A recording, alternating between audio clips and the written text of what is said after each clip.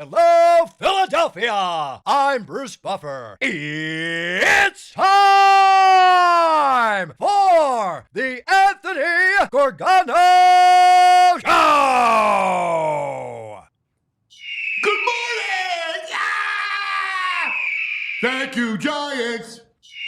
Thank you, Giants! Thank you, Giants! Oh, happy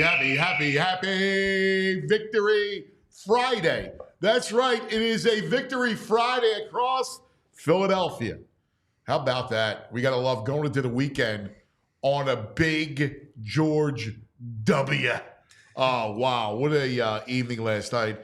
This is the Anthony Gargano Show presented by TrueMark Financial Credit Union. TrueMark.com/PHLY to find the credit union difference. And the difference last night, the defense and Saquon, right? This was football in the showdown of the NFC East. Eagles, Washington, the showdown. It was all about running and defense. Old school football. Saquon out of his mind. I mean, I thought it would be a Saquon game. Credit to Kellen Moore and Sirianni because the game plan was feed the beast, right? Feed it, give him the rock. Let him just carry you. And it worked. It worked because at some point you knew Washington was going to fall apart defensively. At some point, and that's what happens to every defense. This is a defense coming into it that was not great against the run, and you had a distinct advantage with Barkley, and you needed to feed him. And they fed him, and of course the dam broke in the fourth quarter, and the Eagles were going away. On a night when the kicker had his issues, the quarterback was not good. When all those nights was going, when that was all going on, it was a night when Saquon bailed out the offense, and the defense was the star. Vic Fangio's unit. Wow, let's go. We'll start from the front to the back, and in the front, leading the charge, Jalen Carter was incredible. Played all 66 snaps. He was on the field the entire night, and he was a disruptor. He was everything that we thought he would be coming out of Georgia. Like, when you look at what Jalen Carter did, just disruptor. His get-off was incredible all night long. He abused Washington's interior line. You just saw him flash. And his talk about time in the snap count. I mean, he was disrupting Jayden Daniels all night long. He was terrific. A complete force in the middle of that defense. And then clean it up. How about, we're talking Eagles linebackers. Like, you got to go back to Trot and Carlos Emmons and Ike Reese, right? Like, you got to go back to that crew for the last time we were talking about linebackers. Zach Bond, oh my God, 15 tackles. You want to talk about scooping, right? 15 tackles, He rapped more than my wife does come Christmas time, man. I mean, it was unbelievable. I mean, between him, the Kobe Dean, 10 tackles, but did well in coverage. He was terrific. And then the darlings. They are the darlings of this team. There is, all of a sudden, the Eagles have a lockdown. I mean, you're a receiver in this league going against that secondary, you're in the hole, man. You're not seeing the light of day. You get an hour, all right, of free time in the yard because you're not getting out. You are locked in. They were amazing. The Washington receivers. Now, remember, Jayden Daniels, I love him. He's a really good quarterback. Vic Fangio and this defense and this secondary made Jayden Daniels look like a rookie. For the first time all year, he looked like he was confused, didn't have any answers. This is a guy that saw a lot at LSU, really smart. Kingsbury, who I think is a great offensive coach, they had no answers for the Eagles defense. None. It completely frustrated him. You could see he was holding on to the ball. He was getting frustrated with it. The Washington receivers, I mean, this is unbelievable. 4 catches, 28 yards the entire night. So Jayden Daniels, 22 for 32 for 191 yards and an interception. He had a QB rating of 22.1. All right? Now, the amazing thing is that McLaurin has the 1 catch for 10 yards, and he does it on the opposite side of Kenyon Mitchell. Kenyon is just, look at this stats. These are unbelievable. This is great, Andrew. So this you go. Scary Terry, 25 routes. So they matched up 20 times. Look at this, 0 yards. He was impressed 6 times. 6 times. He is so elite. On top of you. Constantly. Look at the position. We have talked about this. Baldy does a great breakdown of it when it comes to his footwork, his hips. I got my man, the bro, with me today. I'm excited for it. Bro is all about the hips, talking hips. And you look at him, you watch him play, his positioning is ridiculous. I brought this up a number of times. I brought it up, in fact, this week. So the Lions, remember, when it comes back to the 2 cornerbacks from this draft, it was Kenyon Mitchell and Terrion Arnold. And Terrion Arnold was the Alabama player, right? Was the high ticket, everybody knew about cornerback from Alabama.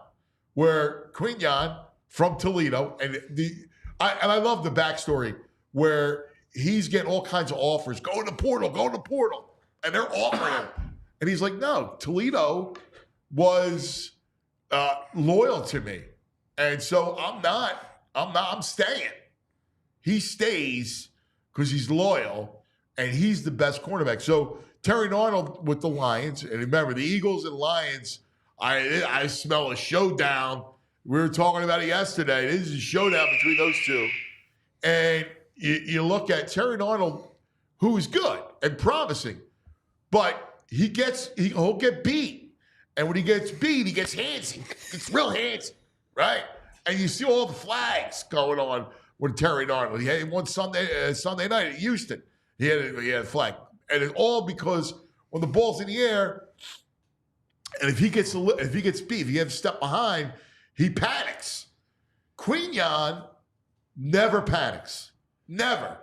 The beauty of what he does is that he never panics. He's always in the right spot. He's got incredible feet and, yes, incredible hips. And then what do you say about Cooper Sharp, right? On the day he gets the endorsement for Cooper Sharp cheese, right? The preeminent ingredient for our cheesesteak. What is there anything better than Cooper DeJean? Again, playing his heart out. Again, between what he does in the secondary, returning kicks, the kid is just special. Having those 2 kids in the secondary, and the best thing about it, you got it for the next 10 years. Move aside Troy and Bobby, and Lito and Sheldon, Kenyon and Cooper. Oh, they're coming to the top of the list. They are amazing. And then, listen, I brought them up, and Vic Fangio, and I'll remember, I was stunned. It was early in the season, and there was a couple of games, and you remember the defense, they're out of position, they weren't tackling. And I'm thinking to myself, wow, man, what's up with Vic? And it takes a minute for, guys to get your scheme. And then you see when you put Cooper in, it's just such a difference, right? And guys start to kind of fall by the wayside, and other guys start to kind of fall into place. And that's what you saw, right? You see Mitchell in place. You see Cooper DeJean in place. The secondary now has its shape.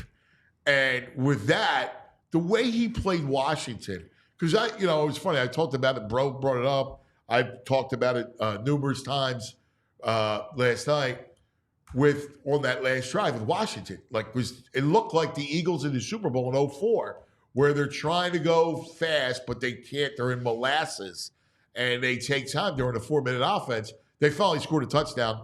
to make it respectable. But that's Vic. That's the scheme. That's the scheme. The scheme is you're not getting anything downfield. And Lord, it worked. That's why they listen, I'm all about blitz and pressure, but that's why the Eagles like to play that scheme. Because in that very situation, it took them 4 minutes to get down. They bled out the clock, and there was no chance for a comeback. Fangio has done an amazing job during this whole thing. That defense has been the linchpin to the defense, and Barkley has been the linchpin to this win streak. And they're the reason why the Eagles are a Super Bowl contender. They are now have the inside track to the NFC East title, which is huge, right? They're looking for a first round bye. They're in play for all that, and it looks like they're in play for a showdown with the Lions. Eagles and Lions, the two top teams in the NFC. Wow, what a night! What a night! Let's talk to our people. I'm very excited today. I got my man JP all sixered up. Buenos dias. And here he is, my buddy. We go back, 20 years? Yeah. My main man, who I bring with me everywhere. He's like an old pair of shoes. Who I love. I'm so proud of. He's killing it here at PHLY. He's the glue. He's a star. Yeah. He's a star. He is the bro. Can I quote the great Bob Costas in the cinematic masterpiece, Basketball? You think you're excited? Feel these nipples. We're going to laugh today, that's for sure. The fact that we're here after that Tampa game where it was like PTSD from last year, Baker Mayfield's just quick hitting you to death, and you're like, oh, no. And all the credit in the world to the coaching staff, to Vic Fangio's scheme. They've come out of the bye, and I don't think it's an accident. It coincides with Cooper DeJean getting the starting job. This team's really exciting, and there's a lot to be excited about. There's a lot to like with this team. They're playing great football, man. They are. I just got a text from Baldy. Player development.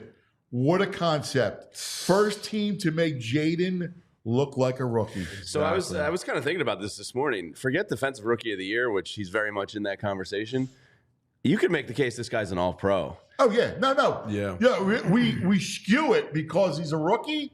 But nah, I mean, he's one of the best quarterbacks in the entire league. Yeah, because when you look at the players he's gone up against, I mean, this is upper echelon wide receivers he's facing. Mm-hmm. Scary Terry, left the field at one point last night. Dude. They had to send him to the opposite side. That man looked like he was in prison. But here's the other thing. San Quentin Penitentiary, right? San Quentin Penitentiary. Guantanamo Bay. Yeah. So one of the things that we talked about yesterday was McLaurin's always on the left side. Yeah. All right? Always on the left side. So the fact that he's always on the left side. I think they throw to him 61% of their throws. Yeah. And they never move him. Yeah. And they actually had to move him because they had to get away from the stickiness. Yeah, this kid's unbelievable. I believe the Eagles have never had a Rookie of the Year. Keith Jackson may have gotten the writers, but not the league, the AP one or something in '88. Outside of that, they've never had a Rookie of the Year. In '88, Jackson had a shot. No defensive player has ever won Rookie of the Year. No offensive player. This kid is in rare. Most times it's offensive. Right? Yeah, but no defensive Rookie of the Year. Yeah. And this kid is in rare air in Eagles kind of lore right now. And by the way, you got two of them. Yeah. Right? You got Quignon, and then you got Cooper. The two of them. A++ draft. I mean, usually you can't grade a draft, until 3 years. I was texting Howie last night, and I go, "Dude, not me, man. I give you all the credit in the world. You remade the defense in 2 off seasons. Yeah, I mean, Jalen Carter and Quignon are franchise-altering draft picks. And DeJean. Yeah, and DeJean's just gravy on top, and you were able to do that. But having those three, it's unbelievable. You get a tackle that is a complete disruptor. And playing 66 snaps. And a pair of, You know how hard it is to get one? Like, you got 2 corners. And oh, by the way, you signed Zach Bond. Now, Vic Fangio, GM. Let's go. Howie's the one who hired Vic Fangio, right? Yes, yeah. Right? Howie hires Vic Fangio. Vic goes, I want him because he's been playing out of position. Watch what I do with Zach Bond. Like, are you kidding me? Dude, 15 tackles. All he does is sniff the football. Yeah, I'm shocked. And Nakobe Dean seems to be getting better by the week here. Oh, yeah. I mean, everybody. The growth. Yeah. His growth. And you talk about Quinyon and like the trickle-down effect, because last year Reed Blankenship was getting cooked because he had to cover up for James Bradbury and he had to be a one-man show back there. Ooh. Quinyon allows everybody to just kind of naturally do what they do, including linebackers, including Reed Blankenships, who's now jumping routes. What a play by him last night. Oh, my God. It was fantastic. It was funny. I was talking this week, JP, we were saying, I brought up the 2022 defense. Yeah. And I think this defense is better than the 2022 defense. They had all those sacks, but they feasted against bad quarterback play. Yeah. Baldy just said it. When Baldy's in a lather this morning, isn't he? He's going through the tape right now. He just said it, right? They made Jayden Daniels look like a rookie. The only team to do that. Not the Steelers. The Steelers defense. And they blitzed them 20 times or 21 times? Right? The Steelers defense. And sacked them 3 times. Is one of the best defenses out there. TJ Watt's might be the best player in the league. So 100%. What does it say that, listen, they're a Zach Yak away from tying the game or winning the game, and they put up 27 on the Steelers. Yeah. They couldn't do anything against the Eagles. The only thing. And the 8 points was from a prevent kind of, exactly. keep everything in front of your defense. Yeah. It's hard to even and it was a check down offense. Yeah. Shil Kapadia tweeted out last night, based on EPA per drive, the Eagles just held the Commanders to their worst offensive performance of the season. Eagles defense now just allowing 16.4 points per game, 3rd best mark in the NFL. And if you do it from week 6 on, they're the best in the NFL. Yeah. So let's now go to the other guy who's responsible for last night and for this whole season. He is just regal. He is. I said it all week. Feed Barkley to Barkley game. To Barkley game. To quote our friend Vinny Curry, Saquon. Dude, he's unbelievable. He's a freak. He's the fastest kid alive. I mean, he also is got amazing instincts. Yeah. Like I will say this. I got frustrated early because I thought they should have been running, attacking the edges early. They had the edges. Barkley had the edges all day. They were able to bully them on the edges. I thought, I'll be honest with you. The kicker had a nightmare night. Jeez, man. The quarterback did not play well. And I didn't like other than giving Saquon the ball, I didn't particularly like Kellen Moore's game plan. I thought that they should attack the edges, right? They won that game strictly because of Barkley's ridiculous and the O-line and that defense. And Kenny Gainwell had 11 yards per carry in the 4th quarter there. Take a look at these numbers. It's a result of Saquon. Yeah, absolutely. Yeah. And here's their rushing attack numbers in the 4th quarter last night. This is ridiculous. 12 rushing attempts, 117 yards, 3 touchdowns, 95 yards before contact, and 4 10-plus yard runs. I mean, that's why you stick to the run. Absolutely. That's why, and I'll give Kellen Moore a lot of credit for this. He stuck with it. Because you stuck with it, right? And you know how in years past they would get away from it. But that's what it is. You keep running the ball, and at some point, the dam breaks. Yeah, and with that offensive line and getting Mailata back, now they're full strength. Like, that offensive line is ridiculous. Look, I worked a lot of Saquon games for Sunday Night Football back in the day. I've seen him up close and personal. He looks better now than he almost ever did with the Giants. And that's a credit to the offensive line. Yeah, I mean, imagine that you actually got an O-line, right? A quarterback that's mobile. Wide receivers the defense has to respect. Two great receivers. This dude's in heaven. I mean, what you know, it's amazing. Now, look, I'm curious. Mike Garafolo's on today, right? Yeah. We all know that MVP is a quarterback award, right? Yeah. There's no denying that. 100%. And Lamar Jackson is in your top 3 finalists. You can probably make the case for Josh Allen. Yeah. You can very easily make the case that Saquon Barkley belongs in the top 3 finalists for NFL. I mean, I'll be honest with you. I think it's a 2-horse race. I think it's Lamar and Saquon. And because Lamar won it, Saquon's got a shot. I mean, Allen, I agree, but just out of respect, right? But it's not Mahomes' year, so like it's kind of up for grabs. He hasn't played well, right? Yeah, and really, it's interesting because nobody on Detroit, because Goff just had 5 interceptions. You know what I mean? Yeah, it wouldn't be him. And they split the back split, right? Montgomery and Gibbs split carries. St. Brown is great. Hutchinson's out. That's it. So in reality, Saquon and Lamar. Yeah, because if you take Barkley off this team, they're dead. Exactly. Oh, 100%. Right? Yeah. Like, so you got to go MVP. So do you think running back can actually win the award? I do. I think It's been 12 I years think since a running back won the MVP. Yeah, I mean, you know, that's not 12 years is not. Who was it? AP. Wow. Back then, yeah. That's Yeah, so listen, hard. look at the numbers. Like at some point, because people have to rely on numbers instead of their eyes, right? I love how much you hate numbers. I hate stats. I hate football stats. I hate them. They're ridiculous. Like they're just stupid. You can make them dance, make them do whatever you want. You don't like charity cards? I hate stats. But Barkley will have the eye-popping 100-yard averaging. I think this is his 3rd game this year over 190 yards from scrimmage. When you combine the passing game, he became the first Eagle. I know that because I love the stat porn after the game. You know, give me a cigarette and some stat porn, baby. You would have been good. It's why I was not a good baseball beat writer. Oh yeah, because it was all numbers. Oh right? yeah. And that never interests me. I like to look at. I like movement. I like art, right? So I study the art of movement.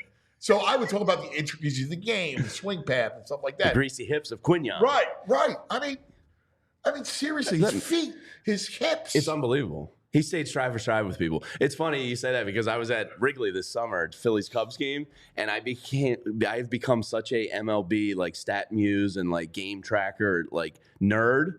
I want to know what the exit velo is. I want to know like all that stuff. And I was sitting at Wrigley and I was missing it. And I knew that would get just like up your gigi. Dude, he's throwing hard. Like you hit that ball hard. The frig matters whether it was So another stat, he became the first Eagle to have 3 games with over 140 yards and multiple touchdowns ever. It's the 11th week of the season. It's wild. Yeah, he's great. Like, you know, I mean, I don't need stats to tell me he's great. Well, when yeah, I'm watching. obviously. Like, you look at no, I'm just joking with you. I know you are. It's incredible the stuff that he's done. And when you think about the rich, I loved McCoy. I was just gonna say I love B West. Great running backs. You know, Ricky Waters, I mean, Wilbur. Montgomery when I was a kid, right? All the he's the best. It's not even close, to be honest with you. Yeah, and he is a top 10 all-time running back. Now, imagine if he didn't get robbed of his formative years, his prime running back, because you're running back when you're younger. You have those prime years. Imagine if he didn't get robbed with the Giants. How do you think Joe Shane and Mr. Mara are doing this morning? They're crying in the pillow, man. When it's Amazon and there's, there's the whole crew, and they're saying, thank you, Giants. That was the greatest. Yeah. Freaking awesome, dude. I mean, Joe Shane has become a meme. Joe Shane just click. Yeah. You can't pay a running back $12 million when we're paying a quarterback $40. Yeah. Dude, why did you put that on tape? Yeah, that was a death sentence. And again, that's these dudes who think they invented the game. Like everyone tried to reinvent. A running back doesn't matter. Oh, really? Yeah, the hell it doesn't. But that's why you look at the Lions have 2 of them, right? The Eagles have the best one in the league. The Ravens have Derrick Henry. It's no coincidence. Like Derrick Henry's a free agent. Now, I get Tennessee's a different spot, right? Sure. Where they're trying to turn over their roster. But like Dallas, we don't need Derrick Henry. Derrick Henry and Saquon Barkley are out there. And teams went, nah, we're good. You're right. What? Yeah. And it's an undervalued Well, position. think about that league, though. For as huge and all the smart people, Lamar Jackson was a free agent. Yeah, that's wild. I mean, that dude was a free agent. And Arthur Blank, who was a nice man, says, why do we want Lamar Jackson? What? We Huh? still haven't found a Why quarterback. do we want Saquon Barkley? If Lamar Jackson wins the MVP this year, which there's a very good chance he will, this dude could end up being like a 5-time MVP in this league. Oh, yeah, no. Oh, without a doubt. Yeah. He's a freak. I like, what's Barkley's odds? I'll have to look that up. Look at it for the Parks read. All right, lots to get to. Whew, man, what a day. What a night last night. Victory We're Friday. still all. How about it, JP? Did you get any sleep? No, I'm pretty exhausted, but I'm happy. I got to bed at 2:42, I think. It's a good roughly. exhaustion. Yeah.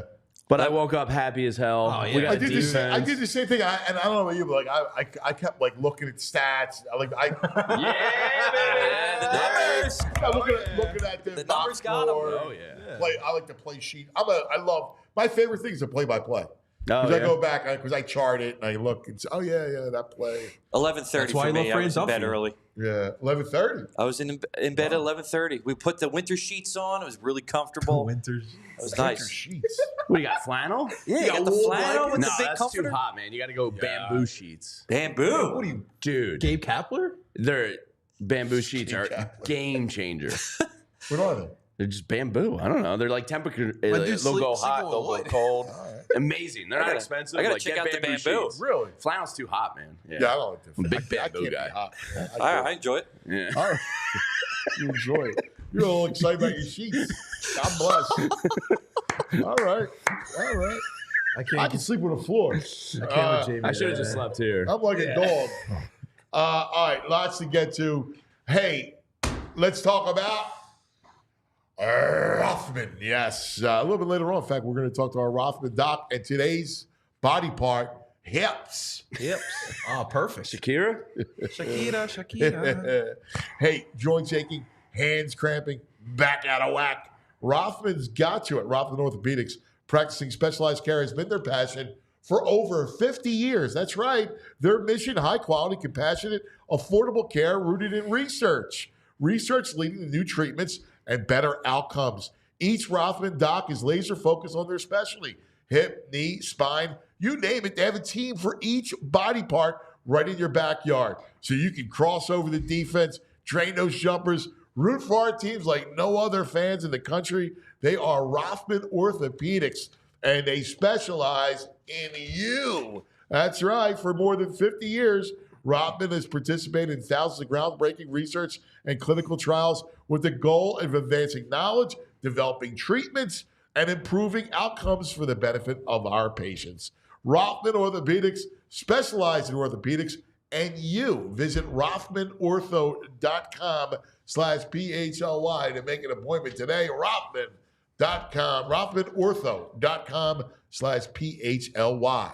Where my bald brothers at? Because I got to tell you about our friend Dr. Glatt, who's bringing beautiful back to the bald community. If you've heard our buddy John Marks talk about it, you can just look at John's beautiful head of hair and know that Dr. Glatt works. And Dr. Glatt now is at the Morgenstern Center for Orbital and Facial Plastic Surgery. Now Dr. Glatt is a part of that group. And the name is Glatt Hair Restoration by Morgenstern Medical.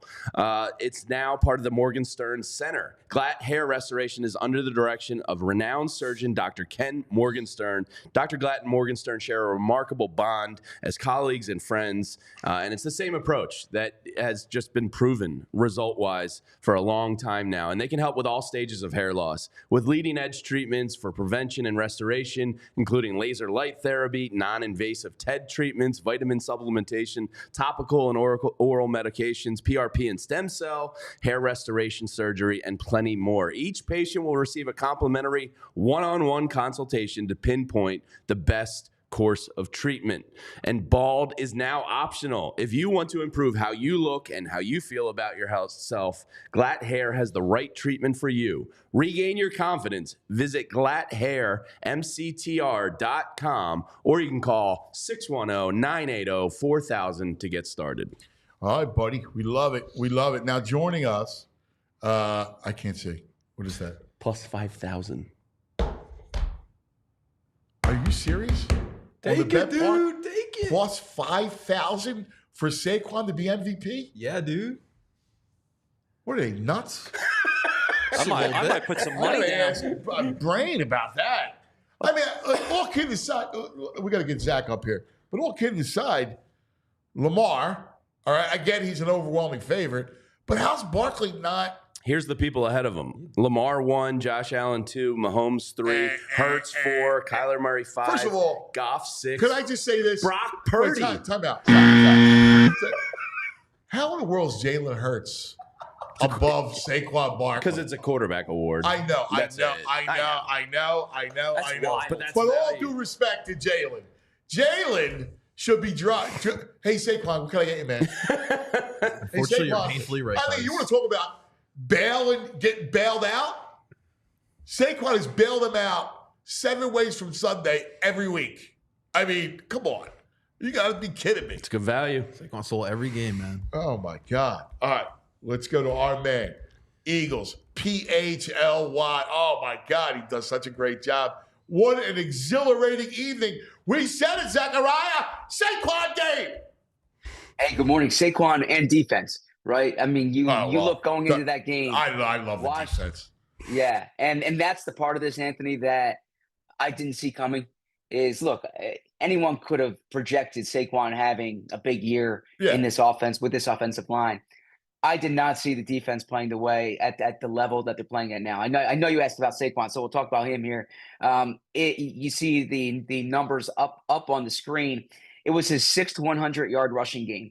To put that in perspective, the Eagles had 1,000-yard rushers the past 2 years, Pro Bowl rushers, right? DeAndre Swift, Miles Sanders. Combined, they did not have 6 games with 100-plus rushing yards. That's what Saquon's doing here. It's incredible. You know, he catches the ball out of the backfield. Yeah. He's just a ridiculous weapon. I mean, on a night, and I want to start with him. I mean, believe me, we're going to get to the defense. But on a night when your kicker had a nightmare evening, your quarterback did not play well. When you have a night like that, he bailed you out. I'll give Kellen Moore all the credit in the world for not going away from him, sticking with it, right? You know, I know you don't want to burn him out, but on a night like that where you got to win, look what happens in the fourth quarter. Teams can't take that kind of pounding from an O-line like that, bearing on you. And sooner or later, they're going to break. You're absolutely right. And it was the most fourth quarter rushing yards he's had this season. He's averaging over 7 yards per carry in the fourth quarter of this season. And we talk about what's going to win for the Eagles in December and January. We were discussing with Vinny last night on the postgame show, is that when you get in the cold weather, the Eagles have 4 or 5 games at home to close the season. Cold weather, your Saquon's rushing like that in the second half, that's a really good recipe for the Eagles. As long as Saquon can stay healthy, you know, talking to the offensive linemen, those guys know. And hearing the way Lane Johnson speaks about what he saw from Saquon this summer, speaking, you know, to guys like Mekhi Becton, Jordan Mailata, like this is a different team with the way Saquon runs. Yeah, I mean, it's unbelievable. It really is. My only if I want to nitpick on Kellen Moore, it's I thought, and I was saying this last night because to my buddy Boo and Vinny, I was like, dude, you got to attack the edges. Like they could have bullied them on the edges. There wasn't enough of that, I thought. They ran a lot between the tackles, which was good, and it softened that defense. But they owned that team on the edges. That's a good point. And, you know, I think they were relying on, obviously, you know, the interior blocking, but they weren't getting as much push early. I see your point there. I do know from talking to the O-linemen that they thought they adjusted well for the second half. They had a good plan coming out in the second half. You know, one thing, the trap plays that they ran with Gainwell there, they hadn't run those yet. And they were kind of saved. They were keeping them in their back pocket for that situation. That's why when you watch the game and you see the old lineman celebrating once Gainwell got past the line of scrimmage, it was because that was a play Kellen Moore was holding in his back pocket. So sometimes there's a rhythm to this, but I agree. They can get to the edges here. Yeah, he's so elite. We were talking about it. How in the world look, Lamar's having a ridiculous year. We get that. But I go through everybody else, including Josh Allen. Saquon's number 2 MVP. You take Saquon off this team is not winning the NFC East. It's a really good point. I wrote about this on PHLY.com today in that he's in that MVP conversation now with just you look at the numbers, you look at the importance to the team. Jalen's been inconsistent. The Eagles have what should be a top of the league passing offense, and it hasn't been that way. They're 8-2 right now, in large part because of Saquon Barkley. And if you just look at the games that they've won and the effect that Saquon's had in them, it's not a coincidence. I know, as Jamie was just saying, it's typically a quarterback award, but you saw the way the conversation was about Christian McCaffrey last year. Saquon Barkley's having the effect on the Eagles that McCaffrey had on the 49ers a year ago. He is. So, Zach, we talked about it last night, but Saquon is ridiculous. And you've covered the Eagles for a long time. Anthony and I just kind of threw it out there. LaShawn McCoy, Brian Westbrook, Ricky Waters, Wilbert Montgomery, some great, rich history of running backs. LaShawn McCoy. I mean, from a pure talent standpoint, I think it's fair to say, without making it a take, that Saquon Barkley's the most talented. Yeah, it's a good point because of the size. That's the thing. LaShawn was so special, right? And I keep, when I started covering the team, he was in his prime, and like that 2013 season, the way he would make guys miss. But what differentiates Saquon is he can make guys miss. He can run away from you, as you saw, but he can do it at 230 pounds, right? 225 pounds, and it's just rare. It's why he was the number 2 pick in the draft, because you just don't make guys like that. And it's the reason why Howie, frankly, paid the money for the first time since LaShawn, because he is just different. And it's not to take away from DeAndre Swift and Miles Sanders, but when you see the production that the Eagles have had during the past 5 years, Saquon just brings it to a different level. I'll defer to Anthony when it comes to Brian Westbrook. Anthony was in the thick of it there. Westbrook was so just different, in terms of the way he caught the ball. But when you just look at the size that Saquon has, it's rare to be that type of player. No, and listen, Andy didn't run him the way, Saquon is a running back, right? Westbrook I loved him. He was amazing. And underrated was Deuce. All those guys, right? It's a great history of running backs. It is, but no one's better than Barkley. He's just elite. Let's talk about this defense. I'm so excited. What really excites me about this team is this defense. We'll start, let's go front back, because Jalen Carter played every snap. Yep. He was unreal. You talk about, defensive tackles in this team. This team's had some defensive tackles. Yeah. This dude played on the other side of the line of scrimmage. My God, his get off is sick, Zach. Yeah. First off, I've never seen in my time covering the team a D tackle play every snap, right? No. And to do that on a Thursday game, 4 days, he just played against the Cowboys. That's rare. He's awesome, and it's the type of thing that you can't appreciate it by looking at the box score. You can only appreciate it by watching the game and by hearing the other offensive linemen talk. Jamie. He is just like it is. The effect that he has. You mentioned there, he lives in the opponent's backfield. He disrupts plays, and the thing I always hear from whether it's quarterbacks, offensive linemen, when you get that interior pressure right away, it just disrupts the entire plan that you have for the play. Look at Jayden Daniels. There's a reason why he looked like a rookie last night. He was freaked. That pressure up in your face that early it just blows up an offense.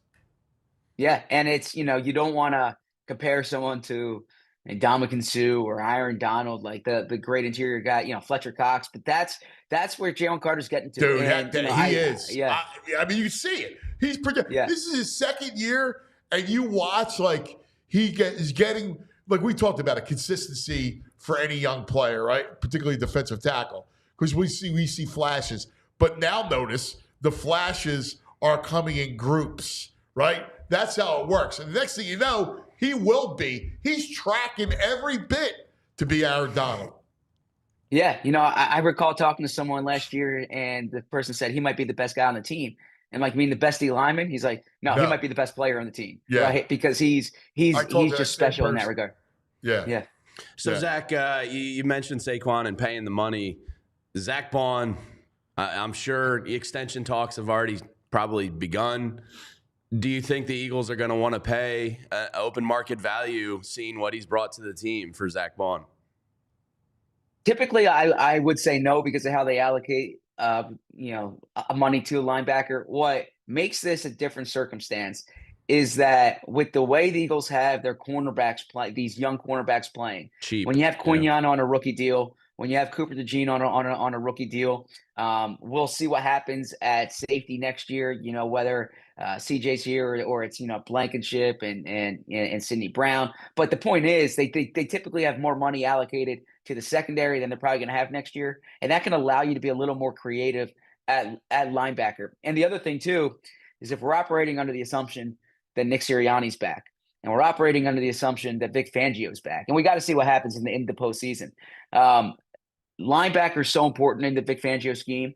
Zach Bond is perfect for what he's trying to accomplish. There's such a it's like you don't mess with it. Now, a similar thing was said about TJ Edwards 2 years ago, and the Eagles didn't pay for TJ Edwards. And it bit them. But Zach Bond, it's the perfect fit in this scheme.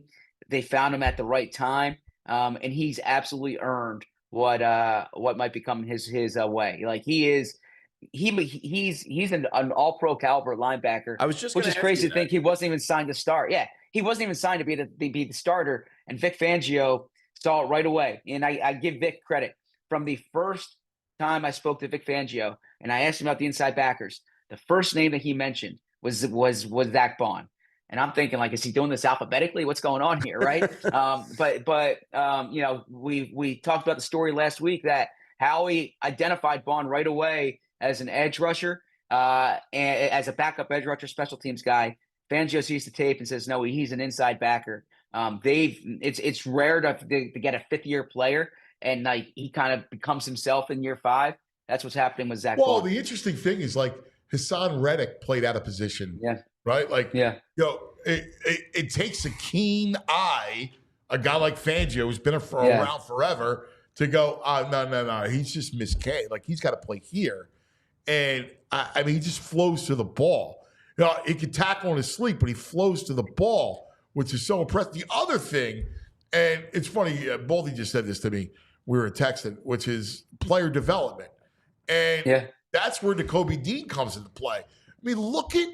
I mean, another 10 tackles. Remember early on, it's funny with the linebackers, right? Because you forget that Devin White was even on this team. It's unbelievable. He was crying early. Nakobe was tackling air. Look at him now. Look at where he is in position.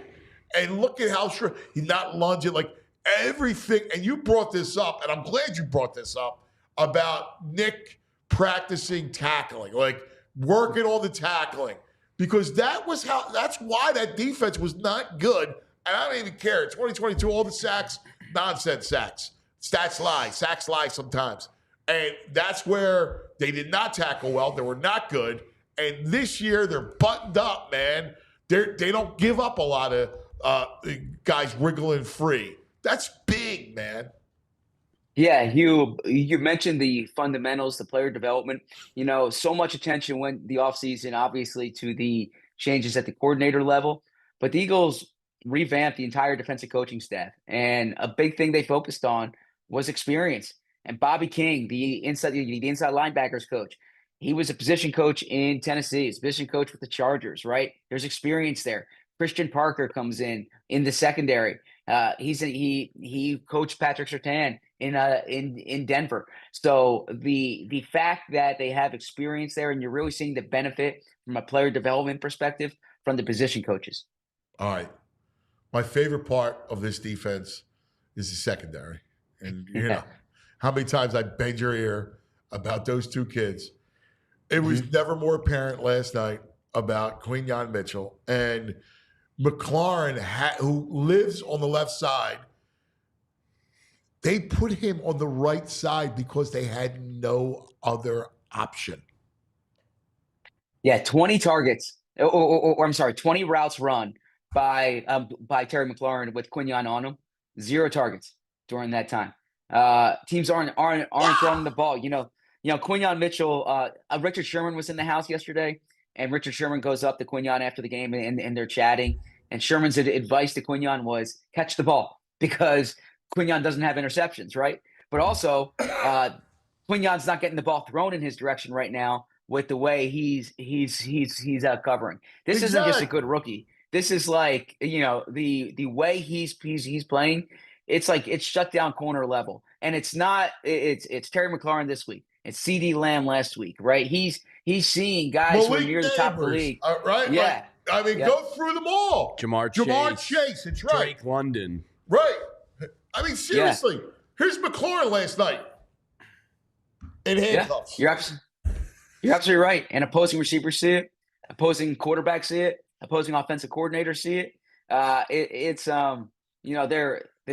There were real questions about Quinyon coming from Toledo, not playing not playing as much press man coverage. He's answered every question during the first 10 games here. Here, you want the full list? Drake London, 1 catch, 5 yards. Chris Olave, 2 catches, 23 yards. Mike Evans, 2 catches, 19 yards. Amari Cooper, 1 catch, 10 yards. Malik Neighbors, 1 catch, 9 yards. Jamar Chase, 2 catches, 19 yards. CeeDee Lamb, 1 catch, 5 yards. Terry McLaurin, 0 catches. The Q-Lock, yeah. Those are elite wide receivers. Oh, my God. No, and Chase is in on the road. I mean, come on. It's unbelievable what they've done. And then Cooper, man, again, he's another terrific game. Like, there's a lot of trust. Blankenship played well. There's a lot of trust. Like that. Dude, I get so excited. And like, you can see Jayden Daniels look like a rookie. He was frustrated. His receivers, right? And it's McLaurin, Brown, Noah Brown, Dynami Brown, and McCaffrey didn't even show up on it.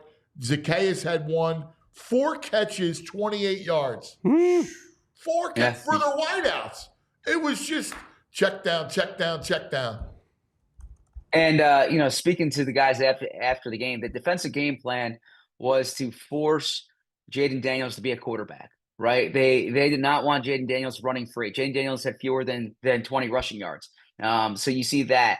They didn't want Jayden Daniels to be able to go deep on him. Nothing was over the top. Now they did give up, the explosive play to Eckler on the yards after catch, but there was nothing over the top. Jayden Daniels didn't beat them running the ball. I thought really the sequence of the game for the Eagles was that, 12-10. The Eagles are up 12-10. Washington's driving. They have 2nd and 1, and the Eagles don't let them gain a yard. Yeah. And you see Jalen Carter stuffs Robinson at the line. Zach Bond tackle for loss, and then that 4th and 2 play that we've all seen. And that, to me, like that shows what this defense is. High leverage situation. These guys are sound. They know where to go. I thought going into the season, if Vic Fangio could make this a middle of the pack defense, the Eagles would be a playoff team. They're a top 8 defense right now, right? And they're doing it, by the way, without elite edge rushers, which is rare to see for this team. I know. I know. All right, we've gushed for a half hour. Let me ask you, well, for the whole show, but I have to ask you, what is up with Elliott? Yeah, it's uncharacteristic. All were missed left. It's quietly been on my radar actually since the Ravens preseason game when he had two uncharacteristic misses there, and he obviously hasn't been himself this year. Now there is built equity there, right? I mean, you've seen him kick money kicks since 2017. Outside of the 2020 year, he's been pretty consistent. Look, he's going to be the Eagles kicker. He's the second highest paid kicker in the league behind Justin Tucker. I mean, I know he's not going anywhere. I'm just trying to figure out. He hasn't kicked anything longer than 49. I mean, in a league where everybody's kicking high 50s. It's absolutely reasonable for the antenna to be up right here. It's one of the things the Eagles need to get right going into December. But like I said, I think they're relying right now on the built equity that he has. Hey, what's up with Jaylen too? Like, Yeah, I mean, that first half. I mean, I hate to yeah. even, I don't want to spoil it, but I mean, he was woeful last night. I mean, he missing guys, just no rhythm. He just looked. He did not look. And I mean, let's be real. He comes into it. You have an elite back, 2 elite receivers who are always open, and a great line. Like, dude, what's the problem? You're right. And the problem with the big thing that jumped out to me last night was how often the ball was on the ground. Yeah. Right. 9 incompletions in the first half. That's tied for the most he's had going back to the start of the 2023 season. And a big thing with this offense was supposed to be the efficiency. The ball shouldn't be on the ground that much. And there were, I hate to call them layups, but there were passes to be had for Devontae. And Devontae's a guy who like behind the scenes, they know they need to get Devontae the ball more, and that the target share hasn't been what it's needed to be. All night last night. He had that drive on the first. That yards. That third down play coming across the middle when he just didn't get it to Devontae, or he didn't get it in time, and Jalen. I thought the second half he stabilized a bit, only 1 incompletion in the second half, but you can't. And he ran he rode Barkley. This offense this team is too talented to have no touchdowns going into the fourth quarter. Second time this year that's happened. Saints game and this game. This is now the other side of this is the Eagles are 8-2 and their passing game hasn't nearly scratched the surface, and the talent's there. But this is on Jalen to play better and to make sure AJ and Devontae are involved and involved early. Yeah. Brother, what a night. Great night. So you got a Sunday nighter, flex Sunday nighter with the Rams coming up after the mini bye. Oh, damn it. Forgot about that. And how about this? So this is brutal. Yeah. Why? This is the last baby on this. This is the last flight that the Eagles are taking. This has been a real travel heavy schedule. Yeah. So when you think about their bodies after this Rams game coming, so they have the mini bye, they have extended rest going into the Rams game. Bus. After that, Giants, Baltimore, Washington. Baltimore and Washington are the only road games thereafter. They finished the game. They finished the season 4-5 at home. I think this is the type of thing where if they can get by the Rams, you can reasonably think about them in legitimate contention for the number 1 seed. Yeah, you're right. Spot on, man. Zachariah, what are you going to do for your mini bye? A little vacation for you. So I got the PHLY Eagles show at 2:00 today with Bo. I'll be in studio. I got my son's flag football game tonight. Nice. And then I got some book signings over the weekend, and then I have plug them, Zach. Come on. Yeah, listen, Christmas season. Yeah, everybody's gonna buy Zach's book. It's the perfect appreciate time. that, dude. Now listen. Between Thanksgiving and December and Christmas, all right, you got to be. We're gonna go heavy and selling books. All right, moving product. I appreciate it. I had a book signing the other night at Glenn Macnell's bar, and I was there with Jason Stark and Glenn, and my I can hang because I say I get to work with Anthony Gargano. That's like my claim to fame there with them. But I got I'll put everything up on social. I got a bunch of book signings coming up. I'll be actually our friends at Wheelhouse. I'll be there a few times during the next month and a half as well. So you can check that out. Put them on allphly.com too. We're gonna get them on the website. All right. Absolutely, I appreciate it. All right, buddy. We love you. Great job, Talk to you guys soon. Yep. Z-Burn. All right. Time now for the brain. Brain. Red, the brain finder. There he is, the ambassador of Bet Park Sportsbook Online Casino app, Brad Feinberg. Well, brain, it's kind of played out the way I thought it would. Like we talked about it, you and I. We both like the birds. Barkley. Anthony, it was such an interesting game because I had the Eagles, and watching that game, sometimes the score just isn't what the score should be, right? And then the fourth quarter, they're losing that game. I'm like, holy smokes. I'm like, just watching this game. If I wasn't keeping score, I didn't know the score. Yeah. I would say the Eagles are up by 13, Yeah. right? Like, I mean, Washington doesn't have a first down. They can't do anything. The Eagles just go down the field and they just miss 10 field goals in a row. And it's just like, I'm like, is this gonna be one of these games? Just like, God, what happened? What happened? But, relax. And look, give them credit. They stayed within themselves. They didn't panic. They didn't, say, all right, we're too far behind. And Barkley, I got to tell you, again, I said it before, when someone's zigging, the rest of the league zigging, sometimes you zag. Running backs are worth nothing. No value. What's a good running back worth? Well, you know what? You want to take the John Harbaugh or Nick Sirianni right now, they could tell you what a good running back is worth. Let all these general managers dump on the running backs who are elite and say, we're not paying you, while you pay Daniel Jones $40 million a year, while you pay Gabe Davis $15 million a year. But the running backs, Barkley and Henry, worth nothing. Look, he was incredible. But I love what you said, Anthony, because listen, I'm not throwing a rain on the parade, but I'm always a big believer. When I watch these games, I'm like, plays that don't show up in the box score. You see an incompletion, and you just forget, okay, he threw an incomplete pass. Jalen Hurts, I don't know how many it was. I said incomplete pass. I'm like, this guy was like, this is a pass a good quarterback. I'm not saying he's not good, but a good quarterback should just make, almost like just hitting like a wide open 8-footer in basketball. Devontae should have had 100 yards receiving. Oh my God! And did you see Zach in front of him? Did you see the plays where AJ Brown was open by like 10 yards? And again, those are plays, again, you see just then they punt. You don't see an interception. So it's like it kind of gets forgotten, right? But that's a drive. You get like 10, 11 drives a game. You're giving away a drive where you can go down and score based on just horrible throw. And I don't want to be a Debbie Downer on a day that they win, because it's a great game. Yeah, I don't think we are. I think you are. I think you recognize how the greatness of Barkley, the greatness of defense. But it is fair to point out because, again, this is a Super Bowl caliber team. With a defense, here's the thing. Going into it, I didn't think they were a Super Bowl team.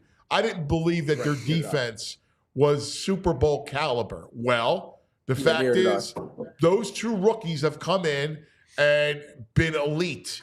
Certainly Mitchell is elite. I think Cooper's right there behind him. And Zach Bond was an incredible find. Now they're a Super Bowl caliber defense. You need the quarterback. Yeah, it's funny. The Zach Bond thing. When I say I didn't see that coming, I didn't see that coming. That's how it's funny.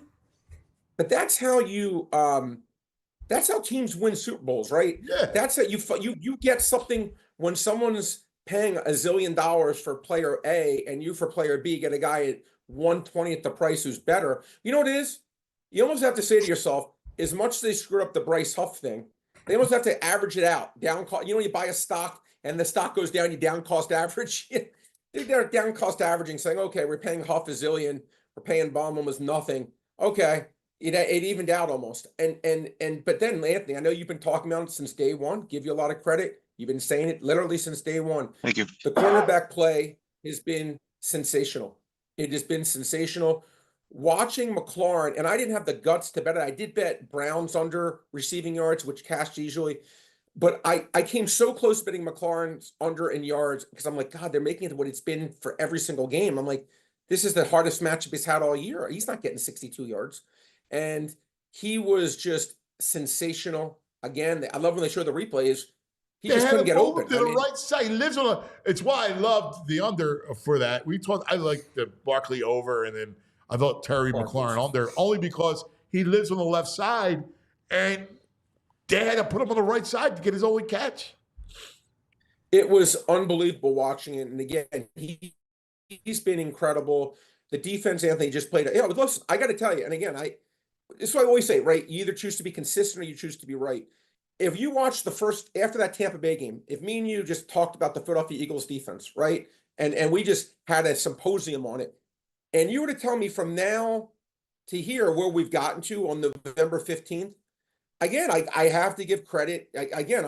Listen, I never thought they'd be able to get to this point. I really didn't. But give Fangio credit, give the players credit. Let's face it, right? It takes a little, what happened to him? It takes a little time. I'm here. Oh, okay. It takes a little time for a new DC, right? he had to find Bond. Remember, Devin White was scheduled to be the starter. Like, he had to find Bond. He identified him. He had to play him. The Kobe Dean had to grow a little bit. And so you got to give it a minute for it to come together. But again, like you said, I agree with you. I didn't think that this defense would become Super Bowl caliber, and it is. It's a top, 5, 7, 8 defense in the league. I think, Anthony, to me, Without watching this team again, right, correct, which is impressive, right? And really, if you think about that, that's really impressive to do it without that, right? It's like winning without a quarterback almost for the defense. But I would say for me, as an Eagle guy, and someone obviously I've been watching the show, wants the Eagles to win the Super Bowl. The biggest thing for me, if I have just one question, and and it's not that he's not good, he's good, but I think that, listen, that we know Detroit's that behemoth that's probably going to be waiting. You never know. It's the NFL. But to me, the difference between these teams, look, we saw Goff lay an egg of all eggs on Sunday night against Houston. But to me, when I see these teams, both really good offensive lines, both really good offenses, both really good running games, I say to myself, probably the Eagles have the better defense, but to me, I just trust right now today on November 15th, I trust Goff more not to screw it up, not throw those throws he was throwing. Yeah. I got you. I mean, I know that's you the were going to go, difference. sounds weird coming off the 5-interception game, but yeah, you're right. I agree with you. I agree. Yeah. Hey, let me ask you this because of Barkley. Yeah. So we were discussing this. So Lamar is the favorite for the MVP. Barkley's plus 5,000 on the Bet Parks app. Just Anthony, but listen, you're smart. It's not. I know. They say life isn't fair. 12 years ago, Adrian Peterson won the MVP. Is it possible? 12 years ago, people weren't going. 12 years ago, Anthony, the Redskins, the Commanders coach would have been fired for not kicking a field goal. Which, by the way, I wanted to smack him in his face too. Again, the field goals treating him like cancer has gotten to the point where I know. Dan Quinn. Yeah. I just don't even. I can't even say. I know, and I'm just saying, plus 5,000. For a guy that is, if you take Barkley off the Eagles, they don't win the NFC East. Jalen Hurts is ahead. Anthony, 100%. Listen, you're right. But listen, McCaffrey didn't win it last year, right? He had a better year than Barkley had this year. As good as Barkley's been, is incredible as Barkley has been. He wasn't as good as McCaffrey last year. Really? What do you mean? You don't think McCaffrey last year was better than Barkley? Again, I don't remember the stat. Like, you're a stat guy. Yeah, I mean, McCaffrey, I think had close to, I don't have it in front of me, but I'm surrounded by him. I think he had like close to 30 touchdowns, a blank load of receiving yards. I got news for you. Barkley, if he didn't get he's been tackled at the 1 yard line 11 times this year, most in the NFL. And Jalen Hurts steals all his touchdowns. No, you're right. Listen, I think, by the way, but if you actually watch the game and not just look at stats, you would say, I'm not talking about you. I'm talking about the voters, right? You would say Barkley's had every bit the impact that McCaffrey had last year. No, I think that's fair, Anthony. Listen, this has been, as someone who's followed the Eagles my whole life, the only thing I can compare it to is when the Eagles brought in T.O. that year they went to the Super Bowl. That's the only thing I can comp it to where, like, everything changed so drastically. You're like, oh my God, this is how the other half lives, right? It's like, because you'd never seen it before. And Barkley's been that good. Now, him versus Derrick Henry, by the way, and Jamar Chase, and because the player of the year, the offensive player of the year is the award, Anthony, they give to really the MVP. The MVP's become a quarterback award. It's ridiculous. I know. So that to me is going to be the real race between those three. And right now, I think Barkley I would pick him, but I think he's unbelievable. He's so good. He is. He's just so good. He's ridiculous. All right. I got to ask you, Anthony. I got to ask you a question. Yeah. Wait, the Jake Paul fight. I got to ask you, did you have a take on it? No, I'm aggressively disinterested in it. Oh, I'm watching. Really? Yeah, I got no interest. Oh, come on, Anthony. If I had to pay, are you kidding me? No, I don't care. You're not going to watch as someone that covered Mike Tyson, I look at this and I just grab. It's sad. It's a blight on sports. I'm with you, cuz. I hate it. Really? I hate it. All right. I listen. I hope Mike, breaks his face. Yeah. Right. Yeah. I hope. I'm watching. I hope that He's not gonna do it though. But I got news for you. It's rigged. It sucks that we're talking about that garbage. The fight game used to be an amazing. That was the best in the day. Yeah. It was incredible. It was legitimate. It was always smarmy, but it was legitimate. Like incredible heavyweights, great fights. And this The best. is just trash. That was my favorite sport, by the way, Anthony. That boxing and its like when I that was actually my favorite sport. You know, More than my football, buddy even. Boo still I loves love it. Like boxing. he's in on it all the time. Like he watches Dazin. Like he's all about it, right? Watches all that stuff. Yeah. But I got news for you. It's trash, and that's trash. Jake Paul, Mike Tyson. Well, we need VG for trash. Where's VG could have picked it? Oh, VG's in Florida. Yo, he's I going to know. call He you. texted me. Yeah, you're going that's to. big. I'm a trash man. Go out with you. I'm going to see him today. Yeah, he trash said, picks. "Give me Brain's number, man. I want to go hang with the Brain." You're never going to get rid of I can't wait to see him. I can't wait to see him. All right, because we're up against it. I need. Yeah, I got a couple things for you. Yeah, give us the weekend tonight, NBA, the weekend college. Yeah, I'm gonna give you a NFL. couple NBA. Look, I'll stick with the Sixers first, Anthony. Franz Wagner, Michigan guy, so you know he's good. But they made his over under 26.5 points. Now he's done it 4 or 5. I know there's no Bonchero, but 26.5, Anthony, such a big number. I'm gonna dare him to do it again. I just am. I just think that's such a high number. I like Franz Wagner under 26.5 points. LeBron James playing great, but 8.5 rebounds, Anthony. The guy he averages about 7.5, 50 and 22 to the under last year, 7 and 4 to the under this year. Yeah, he's done it 2 games in a row. Who cares? Math on my side. LeBron under 8.5 rebounds. Ivica Zubac of the Los Angeles Clippers, Anthony, averaging 12.5 rebounds a game this year. 9 and 3 to the over that this year. He had a bad game against Houston last game. They lost out. They benched all the starters because it's a rematch. They play back to back. They're saying because he had 6 rebounds last game, he'll have 6 again this game. No way, I say. I say he goes over 10.5 rebounds. And I got an NFL one I like a lot, Anthony. Aaron Jones, Minnesota Vikings, averaging 73 yards a game. They made his over under 57.5. I don't get it. 7 and 2 to that over. Every single week he's heavily involved.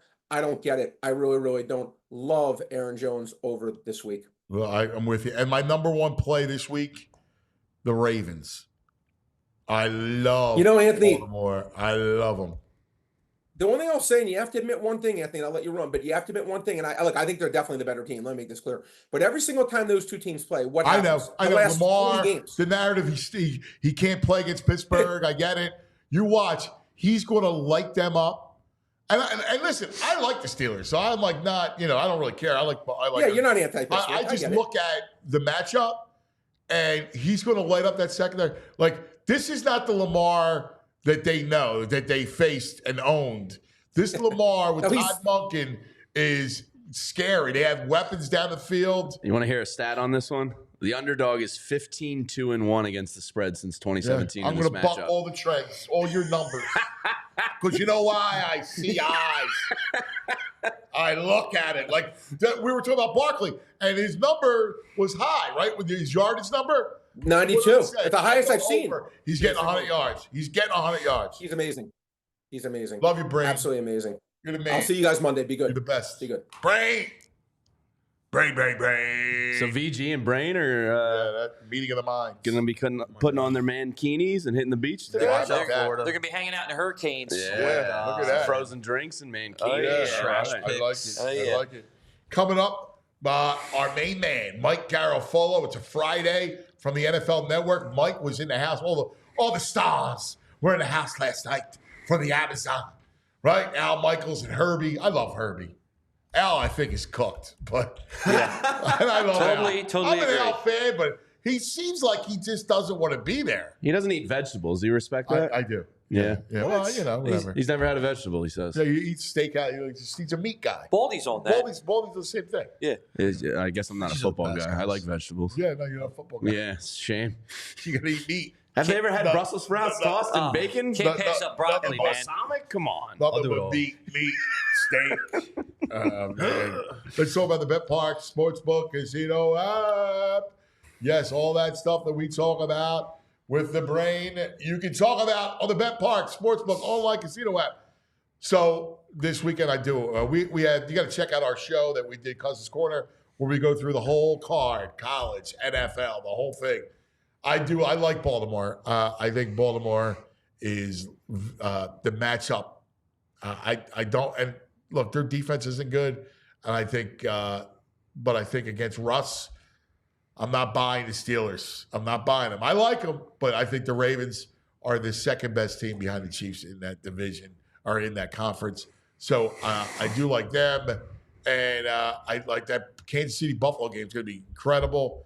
I like the under in that one. You can bet all the player props, totals, everything, spreads, parlays. It's all there. SGPs for all that stuff between college and a big one between Tennessee and Georgia. The loser go home. I think the Vols go home. I think Georgia wins. So you can check that out. All that stuff on the BetParks online sportsbook casino app. Check it all out. And there's always another way to win. You can play blackjack, roulette. I mean, all the hot slots like Peaky Blinders. There's a Rocky slot. I can't wait. It's all there. So check it all out. BetParks.com. In fact, new customers, you get up to $1,000 back in casino bonus if you're down your first 24 hours of play. BetParks.com has all the details. You got to be in PA, New Jersey, Ohio, Michigan, Maryland. You got to be 21. If you have a gambling problem, please call 1-800-GAMBLER. Absolutely, cuz. Well, listen, over here at the Anthony Gargano Show, listen, we're all about cuz's mantra forever, right? The 4-4 mindset, supporting local. That's why I want to talk about C-Jam Construction. That's right, ladies and gentlemen. Located here in the area in West Deptford, New Jersey. Shout out to all my South Jersey Philly sports fans. And, of course, their family owned and operated, and that's awesome. I love that family feel. And, look, we are getting into the holidays. We're getting into winter, and I can't wait to go to some of my friends' houses and do some of these watch parties. And, listen, some of these setups for these games are insane. I love the outdoor grill, and you got the outdoor bars going on with the heater. And, listen, if you're looking to do something like that, well, C-Jam Construction can be the company that can help you make your dreams come true with your new watch space. And so, ladies and gentlemen, right now, or for our listeners, if you mention PHLY, you can receive a 15% off when you call this number. Call in 856-329-2933. That's 856-329-2933 about your next home project. See their full selection of luxury vinyl plank flooring and learn more about their products and warranties on their website, cjamconstruction.com/flooring. So, ladies and gentlemen, if you got a project that you've been waiting for, we'll hit up C-Jam Construction. And thank you to our friends over at C-Jam Construction. Oh, my man. Like it. This portion of the program brought to you by Rite Aid, your neighborhood pharmacy. You need scripts, flu shots, last minute paper plates. I got to go get my flu shot, man. Eileen Lynch is going to get on my case. Oh, Eileen, get my yeah, so I got to go get that. I got to stop in. You got to get, I love it. The texts are going to be, yeah, she's going to be really upset Just do with it. me. You got to get the girls, their petri dishes. They've already had theirs at the pediatrician. I got to go in the Rite Aid. They still have germs. I know. They'll slide in your way. I'm like Neo. Yeah, what are you doing, man? Come on. The virus is out Exactly. Get up to date. All right, joining us, remember my man? We do. He was all the stars were in the house last night. All right.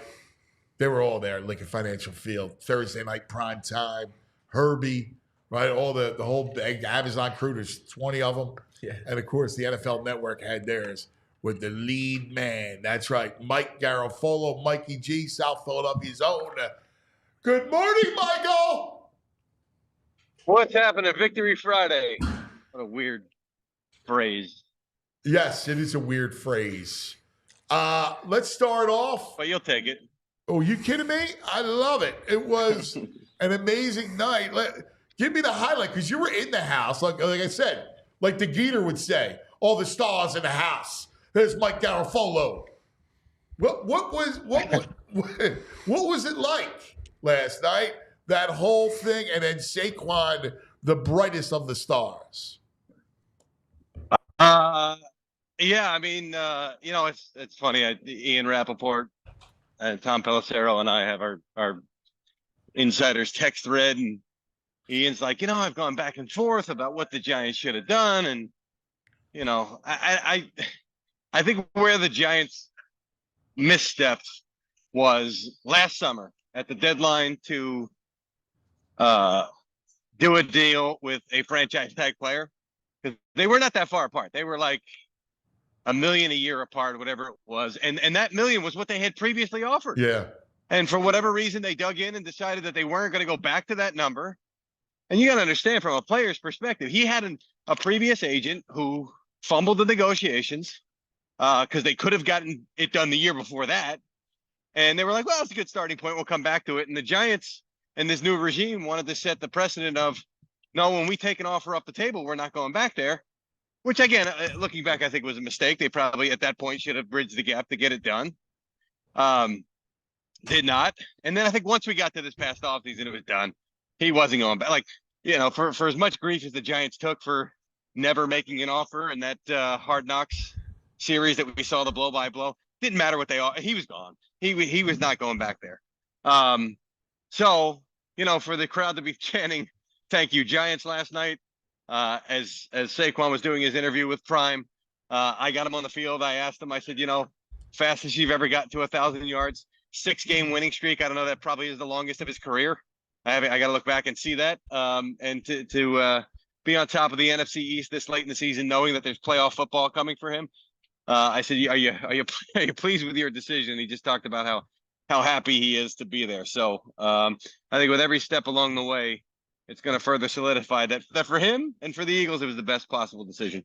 Yeah, I mean, you just see it. And then the most interesting thing was the Eagles' defense and the transformation to becoming a Super Bowl caliber defense. You want to talk about a star? Jalen Carter, dominant, right? Dominant up front, played every snap. From Jalen Carter to the two linebackers, Bourne, N'Kobe, to Quignon and Cooper. That defense with Vic Fangio is legit. The exciting whites, as their T-shirts said on their way in last night, which was a draft.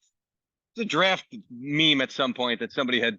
I think it was about the Packers draft, like getting ready for the Packers draft, and they sent the picture of the exciting whites. I think it's extended beyond. So if people don't know what it is, it's a meme joke. Yeah, it's a meme joke with the white wines. It's something exciting whites about white wine, and they were joking around about white players, so they had the shirt on. He said he saw it in the mall, and he bought it for him and Reed. Yeah. That's fantastic. And I was talking about Cooper. By the way, I probably I don't know if I saw him during training camp.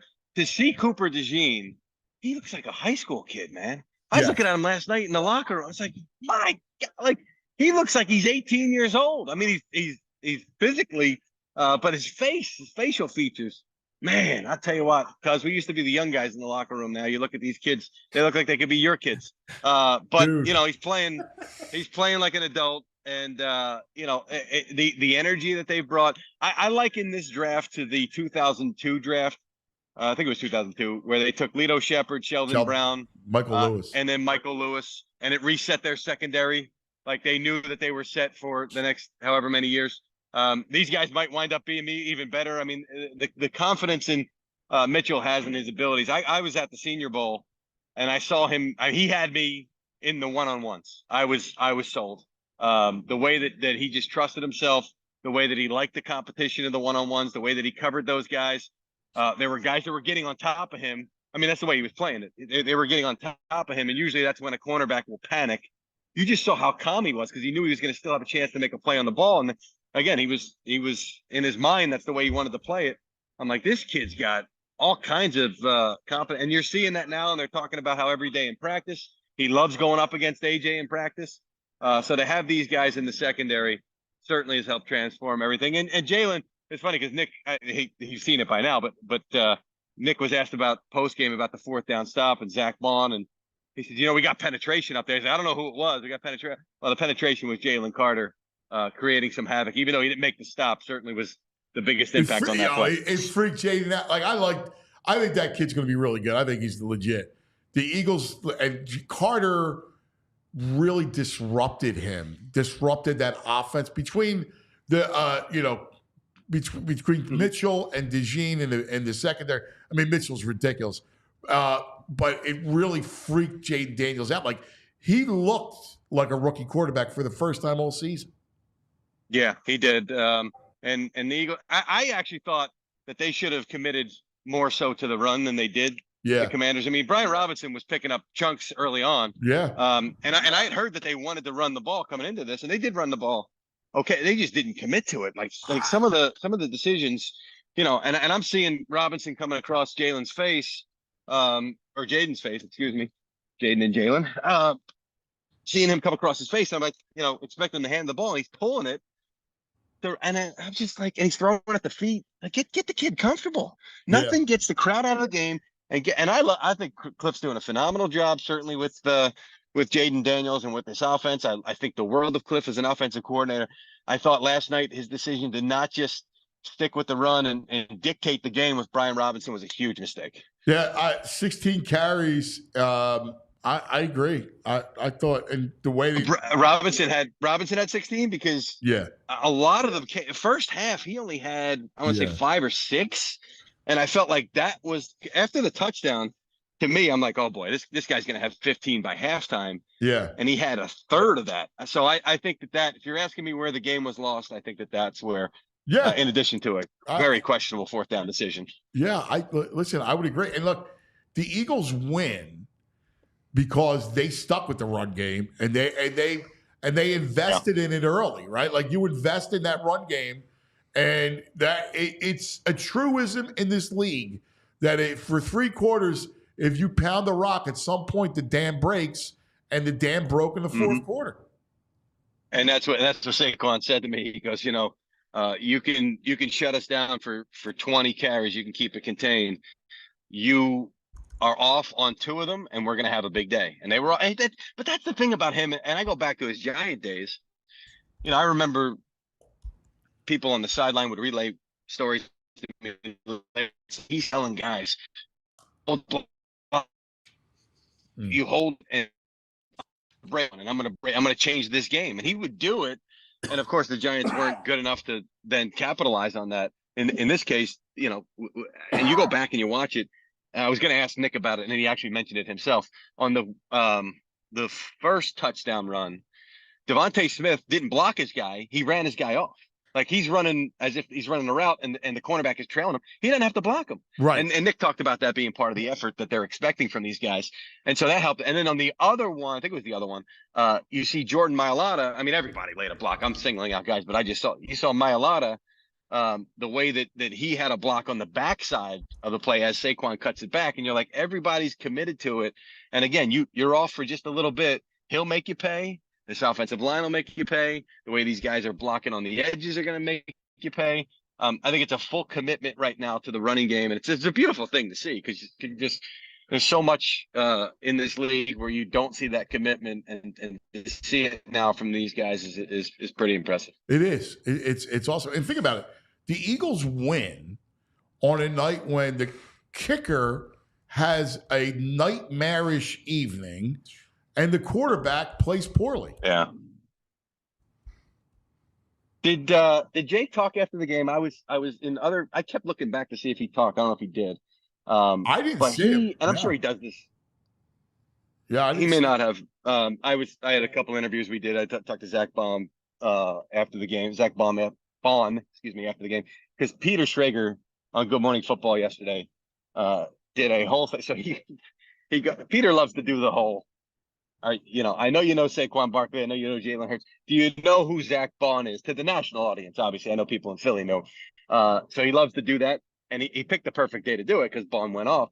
But he goes to throw to some kind of video in the morning, and the control room's got 70 different things going on at once, and it's just the video didn't roll. So it became this joke of like he threw to the video, it didn't come. So they did this whole A block of the show, the first block of the show, about Zach Baum, and it kind of became its own little thing. So after the game, I said, well, you know what? We're going to interview Zach Baum. So I was waiting out Zach Baum, and Zach fully committed to the bit. I told him what happened.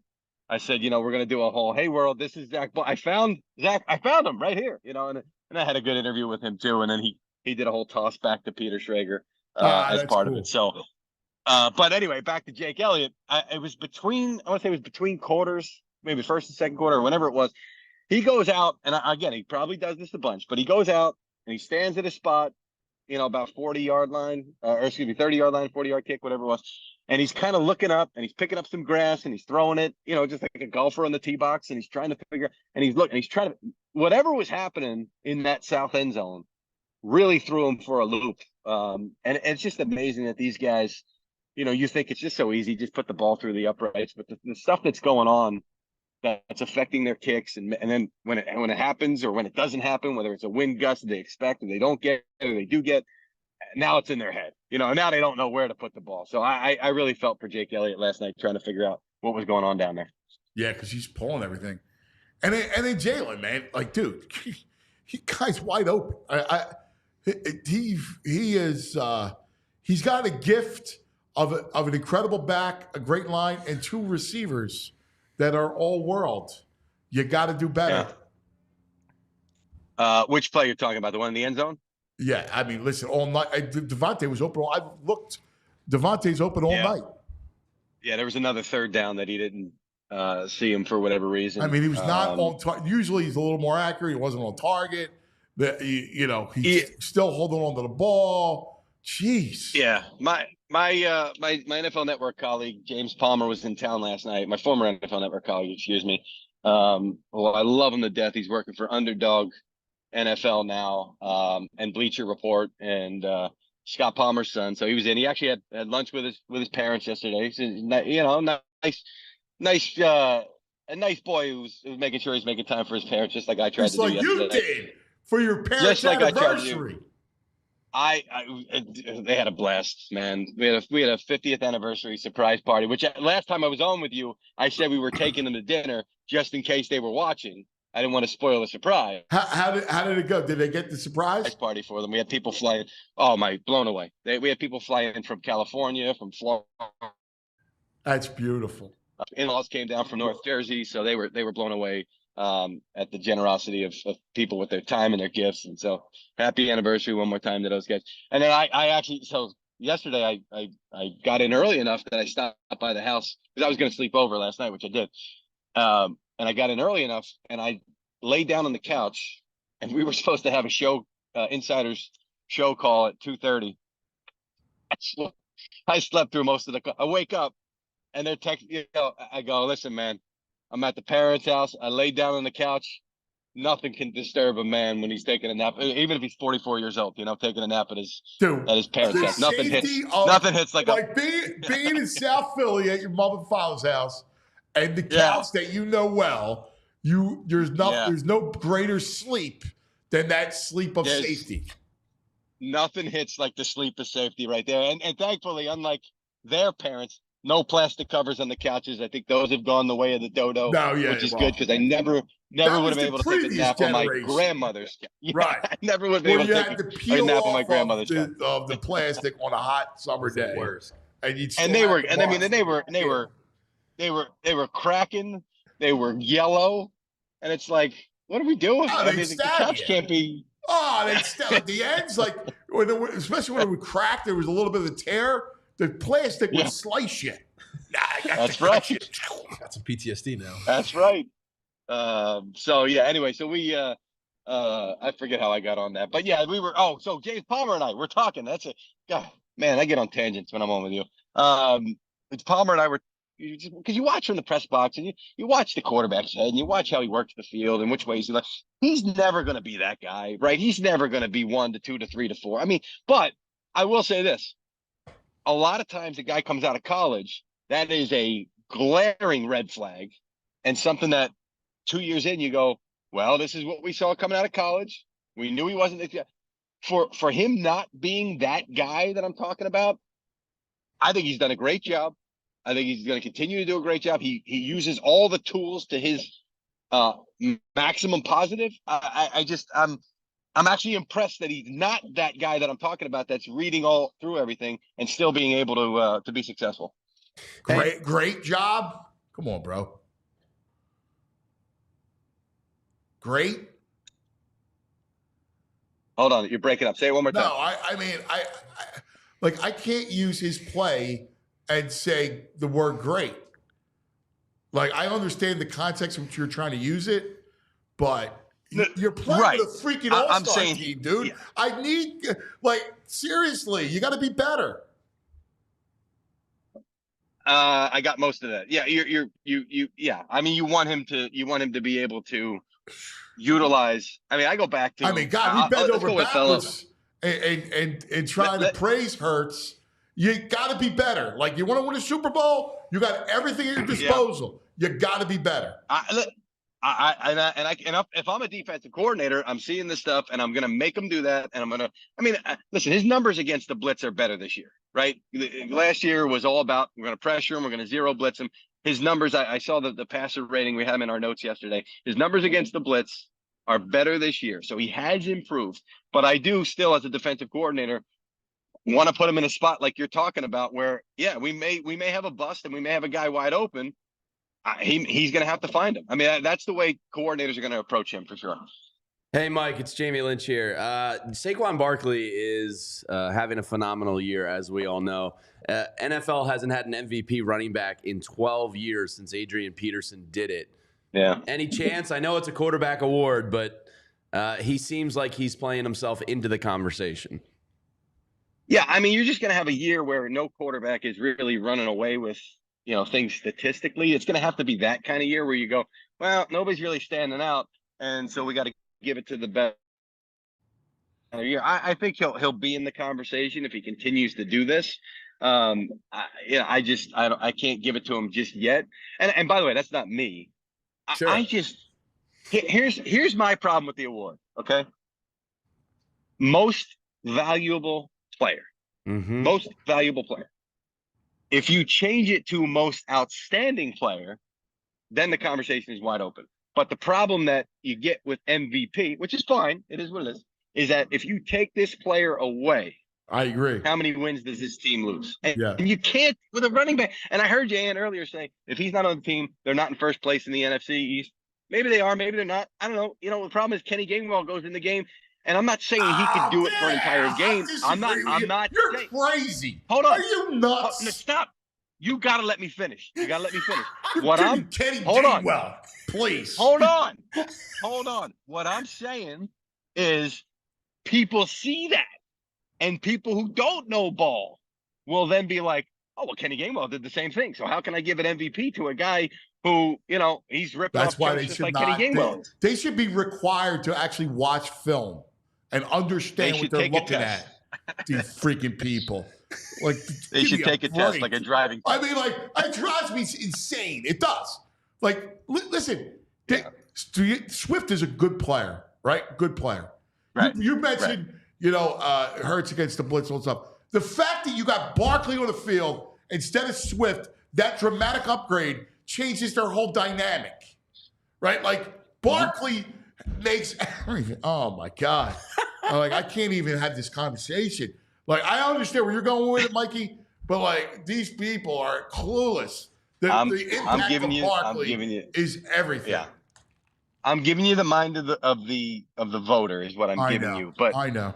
For a stamp of approval on what you're talking about, the fact that this team that was adamantly against using resources to draft running backs high and pay running backs, that did it in this case, tells you the difference that you're getting at the running back position. You also got yourself a closer. Like the way that he ripped off both of those runs late is as valuable to you as what other guys are doing in the first quarter. I mean, I don't think how many other running backs in the league finish both of those runs? Probably in 20 seconds on the game clock because they had a 3 and out and bang, bang, done. No, it's insane. No, you're spot on. Hey, Mike, Quinyon Mitchell, phenomenal rookie season. Zach Bond, phenomenal free agent signing. Jalen Carter, all three playing at like an all-pro level. You think they can? Get the honors? I think Bond is a late entry here in the national media's mind, but doing it on a Thursday night football game in front of a national audience for sure was huge. I think Carter. I think Carter probably should have been rookie of the year last year. I mean, maybe it wasn't there as consistently as it needed to be to get that award, but I thought he had an impact last year. And of course, the team tailed off at the end too, so that didn't help his matters as they're getting ready to vote. So I think he's going to get some recognition for sure. And then you asked about Quinyon. Last night I think he's outrageous. Yeah. I couldn't believe he lasted that long. I mean, what 22? Is that the pick? Oh my God. It's unbelievable. I mean, to me, this kid was 14, 15, and he's dropped, and they're on the clock, and I'm like, they're going to get Quinyon. How did he get here to them? There was some bad drafting ahead of him. Bad drafting. They don't recognize. It's Some of these dudes, I swear to God, like, we put them on a pedestal because they're in a room, they're getting paid to analyze players. Like, how in the world?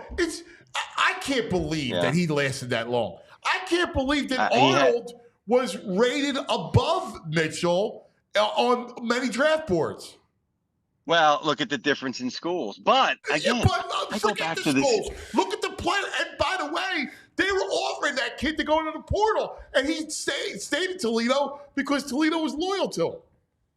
I go back to the Senior Bowl because that's what happens is when you evaluate kids at whether it's smaller schools, FBS, or whether it's FCS or Division 2 or 3, whatever, right? What you want to see, I've talked to evaluators. You want to see that dude dominating at that level, okay? And then when you stack him up, like let's say they play a big time FBS team, that tape means more than any other tape, right? Or when he's at the Senior Bowl, and granted, not everybody goes to the Senior Bowl, but it's higher level of competition that he's facing elsewhere during his season. He was outstanding that week. He won the defensive player of the week that week, if I'm not mistaken. If I remember correctly, they give each guy a belt at the position. And it was like, I'm just, I'm not sitting here saying, because these guys spend all the time. They're on the road. They watch the film. I'm not going to sit here, but I watched it there live. He had me at hello right there. I mean, I knew right there, this kid's a stud. You could see it. Dude, I'm with you, brother. I'm with you. We love you, buddy. You're the greatest. I'm glad you got to be home a little bit. The only thing I'm bummed out is I missed you. Usually we do our Palladium beer. I could go for one. Next time I'll hang around an extra day. I'll book a buffer day on the back end. We can do it there. We do around the holidays. I would love that, man. All right. That'd be fantastic. I will. You got a show on Black Friday? Yeah, we do. In fact, I'll meet you after. Does a one beer scenario exist in a little cuz scenario here? No. Well, there's math involved, right? It's not. It's 6 for every one that we say. So. One really means 3, right? Yes. Yeah. Okay. Exactly. Yeah. Black Friday, brother. You and I. Let's make it. Maybe I'll come in live. I think I'll be in Philly that day. So maybe we'll do that. That would be fabulous. That would be fabulous. It'd be awesome. Absolutely. Love you, brother. Kiss the girls for me. You got it. Happy rest of your Victory Friday, Philly. Thanks, buddy. Everybody loves it. Get Friday. We love it. I hey, love. real quick. This we is got to great. take care of some business. Yeah. Well, this weekend's gonna be awesome. It's gonna be a lot of fun. By the way, Flyers too. Michkov. That was a big win. Matvey. Oh, Otto was good. Fedotov played well last night. Yeah, that one save at the end of the third period. All right. Let me tell you about Parks Casino, Street Road, Ben Salem. Yes. We got a huge, bunch of stars. Frazier on a solo. Ready for my solo here. Oh, that's right. I'm ready. I got it all ready. There's no VG. Yeah, I'm taking over for VG. So you're taking over. So, all right, let me give you the lineup because we always tell you about Parks Casino and the great acts at Parks Casino. Here we go at the Excite Center, which makes Parks Casino the number one casino in all of Pennsylvania. Street Road, Ben Salem, easy to get to.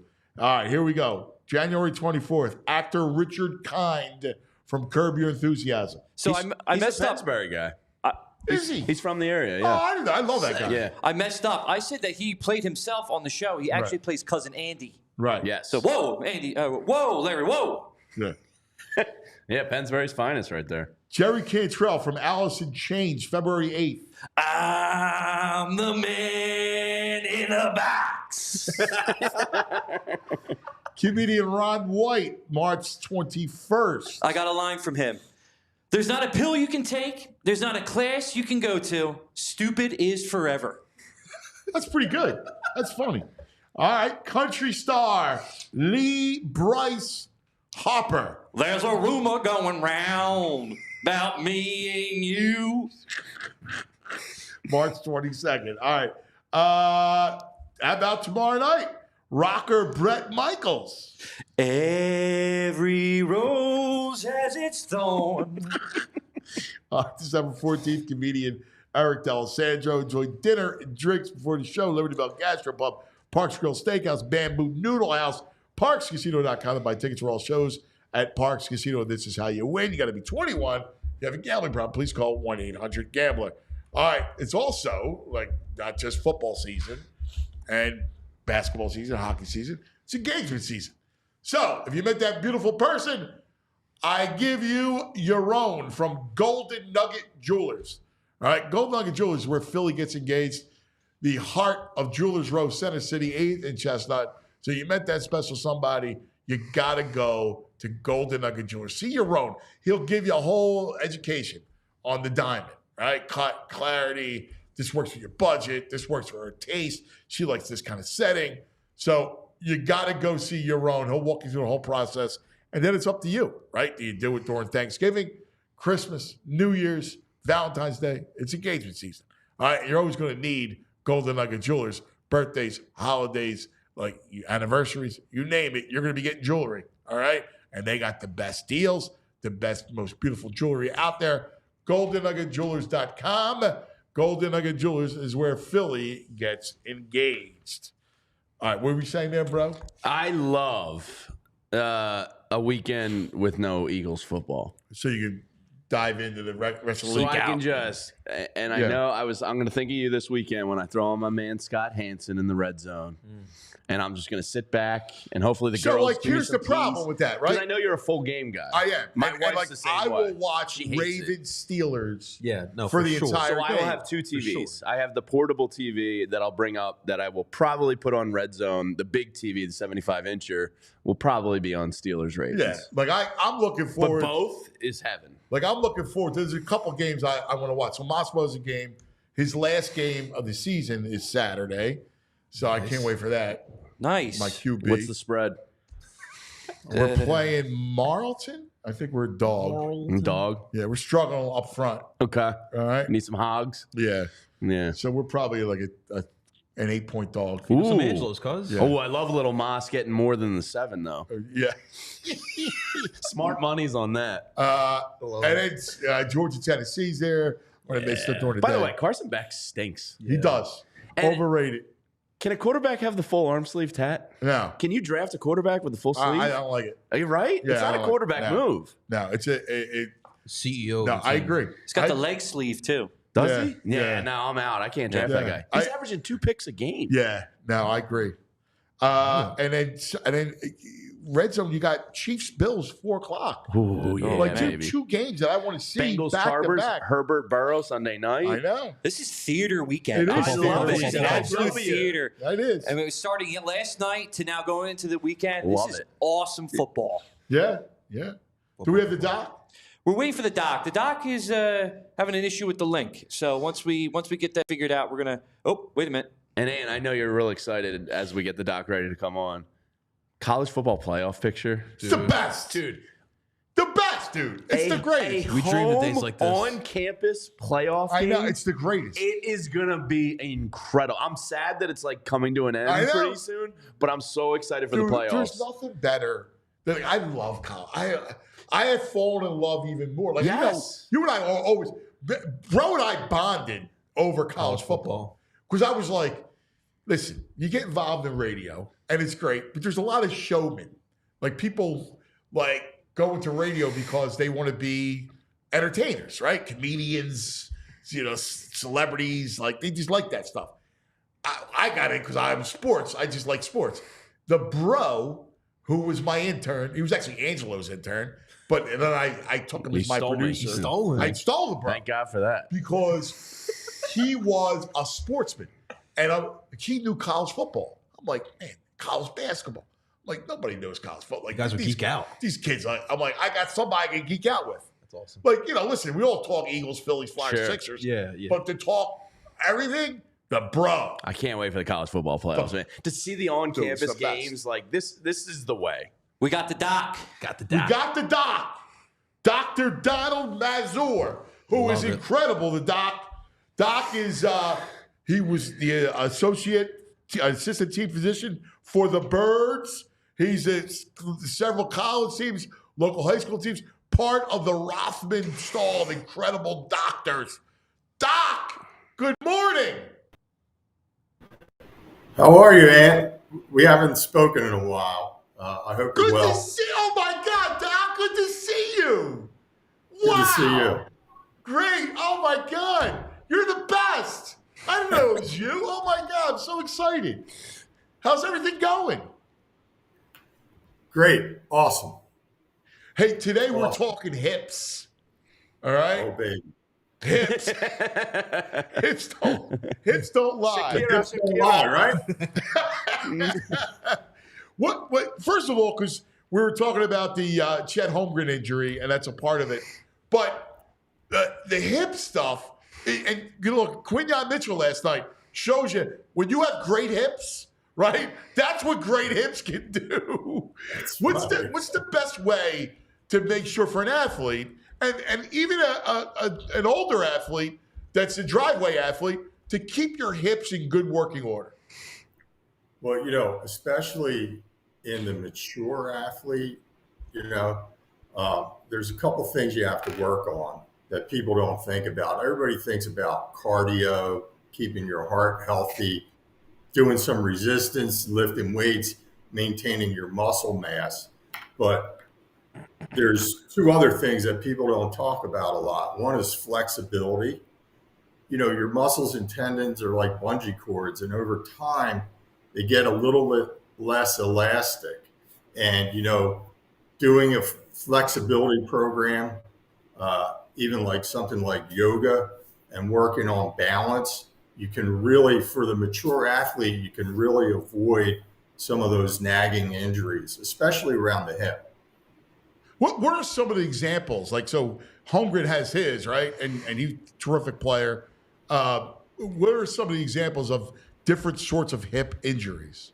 Well, his injury is a very unusual injury.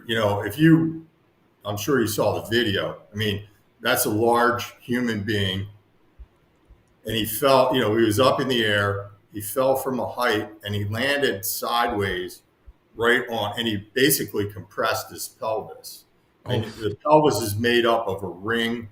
And, if you put your hands in your pockets and you can feel the edge of your pelvis, that's called your ilium. And he basically landed right on that and broke it.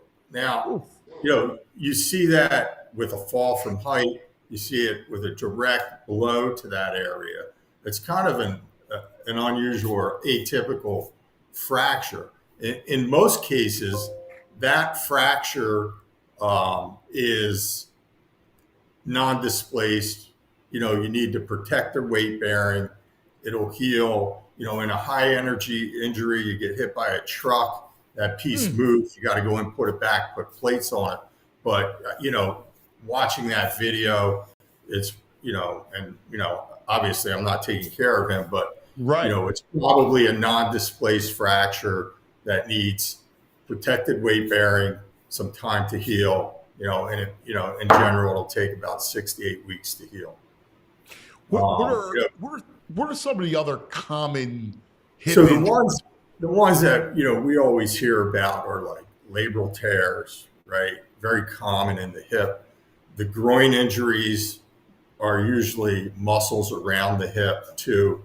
So, labral tears, the hip's a ball in a socket, and the socket kind of has a fibrous ring around them called a labrum. That means lip, and it kind of creates the suction to hold the head in, and creates a little bit like of their padding on shoulder, the right? Their labrum tear. Exactly. Look at you, paying attention to the injuries. And so, oftentimes in athletes, they put stress on that. There can be, when you're athletic, you can form some extra bone around the hip and it pinches on the labrum. You see it in baseball pitchers. Yeah. Hockey goalies put a lot of stress, especially the butterfly guys. Yeah. On the hip. And hockey players, just the motion of skating is kind of unnatural compared to how you walk normally. So you put some undue stress on the hip joint. It's so fascinating. What's some of the, like, how long, if it's that kind of injury, which is normal, a normal hip injury, how long is the recovery period?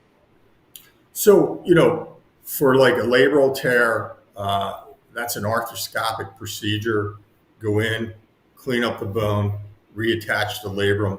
that labrum has to heal back to the bone, right? So there's an area where they have to be protected from weight bearing and the extremes of motion.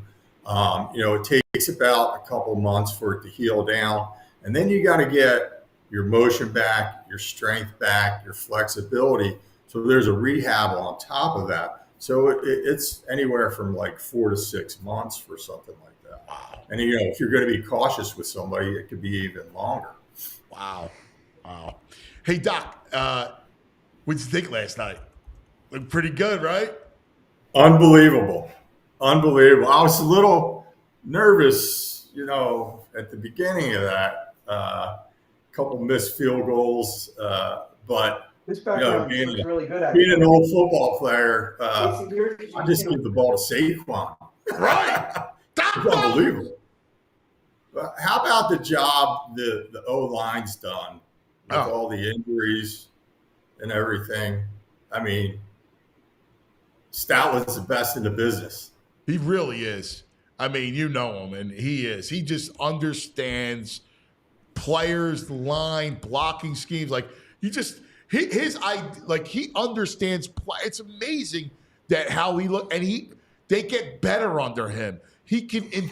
One of the things that player development with this, we see it on the Eagles defense, and you see it on the Eagles offensive line now, is so impressive. I'm also impressed with from week 1 to now how the defense has evolved. Yeah. I mean, night and day. I mean, those two kids, getting Mitchell and DeJean in the secondary and watching Carter blossom. Wow, Doc. Who you like in the college playoffs? It's so wide open. It's really amazing. It's funny because I look at it and I go, Oregon's good, but they're highly beatable, right? Yeah. Ohio State obviously is legit. You have to worry about.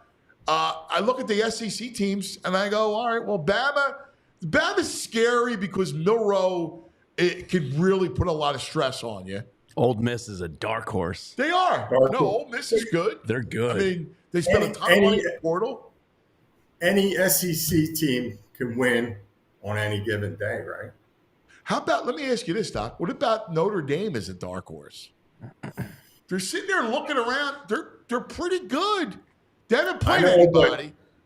But, year after year of not getting over the hump kind of taints my. Plus, you know who they have up next? UVA, right? Yes. Army. Yes. Yeah.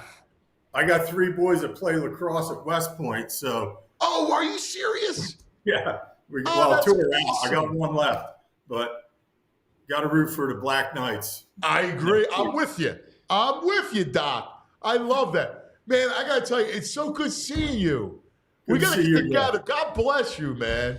I think last time we talked, you promised me a beer, but. I know. Listen, we got to do it around the holidays, all right? All right. It's so good seeing you again, Doc. You're the best, buddy. Hey, man, thanks for having me on.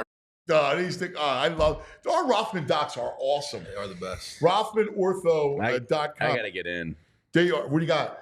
My shoulder's all jacked up. It has been for a while. I think it's just like old age and the way I sleep.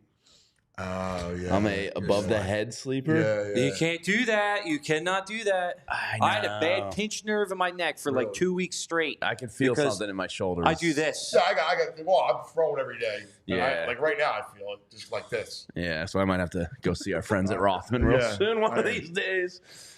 Hey, tell me about this shirt. Yeah, so, you were talking about some holiday gifts, and obviously Zach Berman's book should be on the top of your list. But, with the way Saquon Barkley has been playing, you need to buy. Sounds just like it. You need to get onto our website, allphly.com. Yeah, do we have a picture of it? And you need to get one of these. Look at that. Look at that. Is that not awesome? I believe mine's in the mail. I love this shirt. Beautiful shirt. It is. Need that. I love the It's the Jordan throwback. Yes. As soon as Eric sent it to me, I was like, dude, that's a Jordan. So we have a guy, Eric, who is unbelievable. He's really, really talented.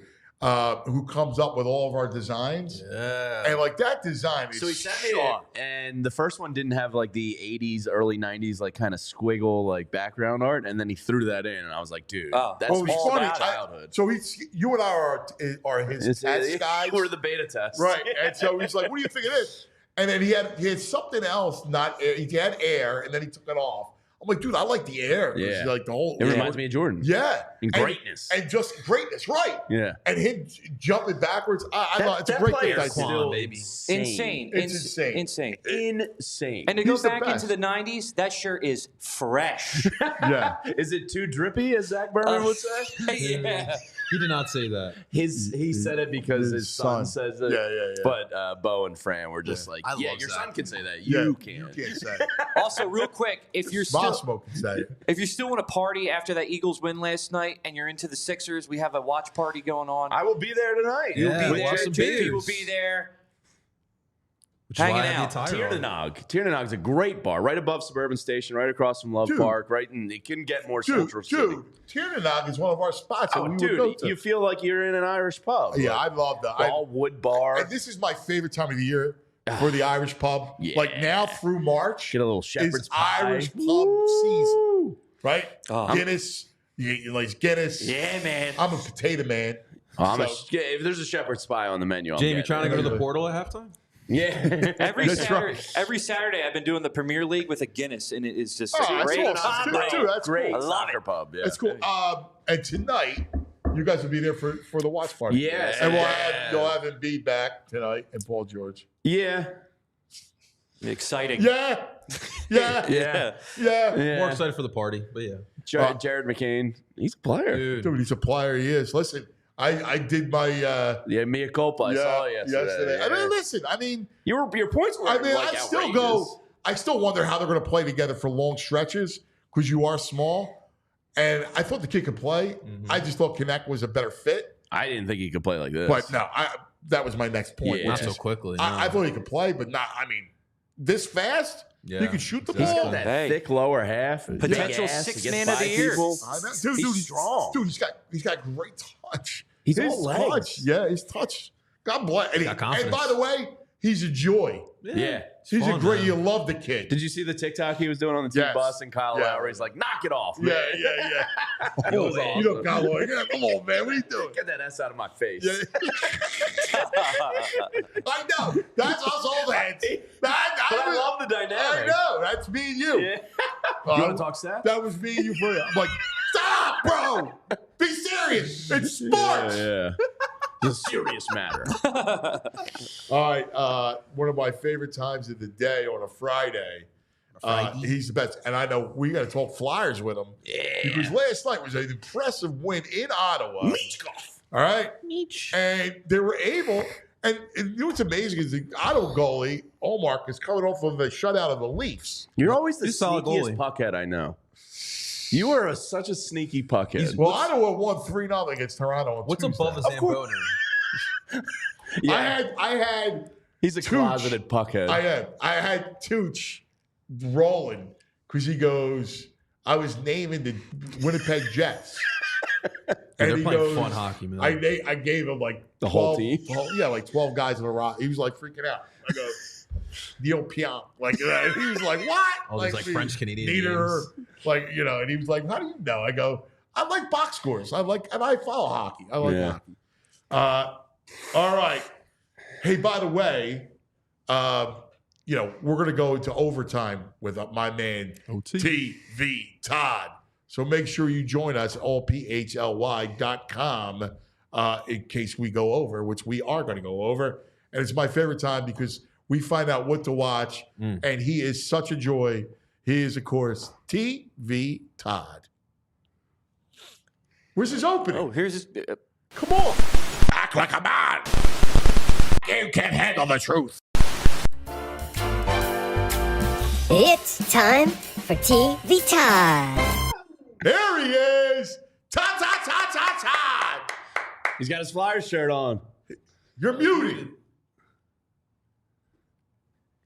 You're muted. He's got to unmute. You got to unmute. Unmute yourself. I'm unmuted. There we go. There you go. There we go. Yeah. We were hearing. That's what we were hearing. This is great. Silent film. What's going on, buddy? How about that game last night? That was a good game last night. Meets call. Yeah, that was great. I love when they steal a game like that. There's no reason they should have won that game. I mean, they had like 4 shots through like half the game. But Meach Cup, he's fearless, man. He will shoot from those low angles from anywhere. He's a true goal scorer. Dude, he's tremendous. He really is. He's a blast. Having a guy of that skill, man, I've been talking about it for 20 years. Like, you need a pure scorer, a skilled player, and he's a joy. Well, I think, what's great is he recognized that Allmark was definitely off his game, right? So he knew that just get pucks to the net. I mean, that's just that was the game last night, but I love it, man. To your point, cuz they've been a joy to watch. They're fun. They are. And Fedorov played well. It was halftime of the Eagles game, and the game regulation was ending. I think that's how the timing went. But he makes a save with like 10 seconds to go in regulation, where he sprawled out. Now, he's 9 feet tall. He's like a dragon. So he was able to cover up. But still, Josh Norris has got, like, he could put it home, and he stoned him. Yeah, Fedotov is really interesting, right? I mean, a couple weeks ago, we were all shipping him out of town, right? Yeah. I mean, and now the guy is, he's making a real case to give him a chance to continue to develop here. And, we don't know what's going on with Erson, so we may need him. Yeah, no, I'm with you. All right, my brother. I'm curious. You were off last week. You were busy negotiating big contracts with Netflix and Amazon. So I'm dying to hear what you got up your sleeve. And by the way, yeah, man, say hello to a great TV guy in his own right. Like, you think VG's a TV guy, movie guy, and he is, but the bro, that's the other thing you and I, we always connected over TV and movies. Oh, yeah. He's got good taste, Todd. Hey, that's good. Hey, bro, good to see you, buddy. What's up, Todd? Yeah, man, this is a good, so we were off last week and we did the Halloween movies for a month, which was super fun. But there's some good stuff coming out right now. I'm pretty excited for this weekend because there are 2 series that I love that are back on Apple, and I was really looking forward to these 2. But before I get to that, cuz I have to plug a show that I believe I'm going to go on record here. We could discuss it in a future episode. I'm going to go on record here to say that when you watch this series, you are going to put it up there with Peaky Blinders. It's going to be because that's big. 5-star series. I'm going on record right now. Yeah, I can't wait. Go ahead, hit me with it. All right. So here's the thing. Here's the thing. I've been waiting for this because this was a series that originally premiered on AMC Plus. So a lot of people didn't have it. AMC Plus is not the most popular service and people weren't spending money for it. So it originally premiered there. They did 2 seasons and now they're shooting a 3rd season. And fortunately for everyone, it moved to Netflix. So Netflix now has the first 2 seasons. The 3rd's being filmed.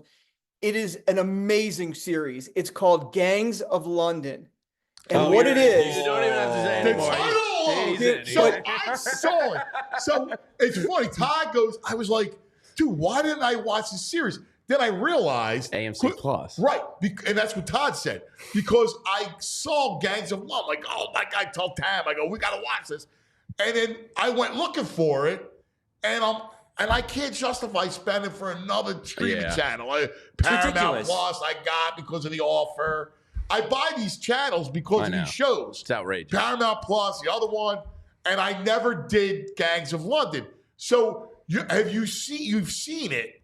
Is it unbelievable or what? Like, I cannot stop watching it. So it is so Peaky Blinders. It's going to blow your mind. So first of all, it is set in present day London. Ooh, so I like that. It's really cool. It stars Joe Cole, do you know who Joe Cole is? The actor?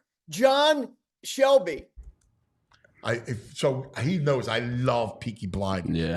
And John Shelby he was awesome.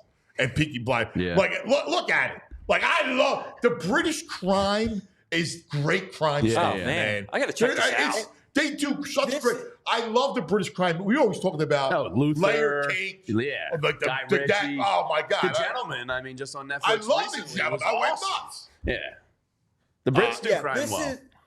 This is right in that genre, right? But it is so good. It opens up. So I'm not spoiling anything. The show opens up with John Shelby, who's a different character, obviously, Sean Wallace, and he's dangling this dude over a building.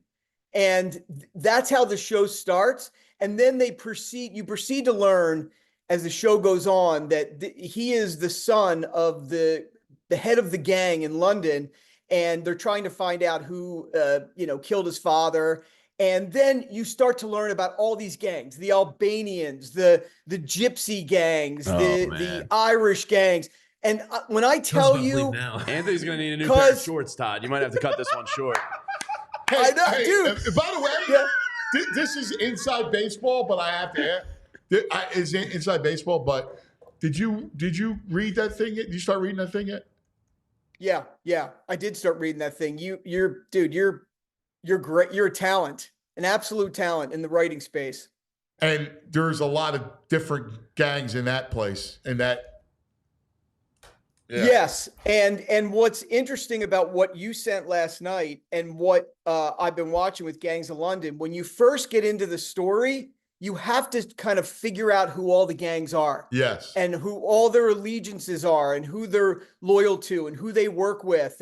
And Gangs of London, right away in the first 2 episodes, your heads are going to be spinning. You're going to be like trying to figure out all the gangs. But I'm telling you, this show is peaky level content. In fact, some of the music even reminds me of Peaky. Oh, I love the music. I love that. Oh my God, I love it. I can't wait to watch it. I can't wait to watch it. You know what's funny? I finally found a show I like that I stay with. Like, Tab and I have been meandering. Like, we start something and then we stop and then we go something else.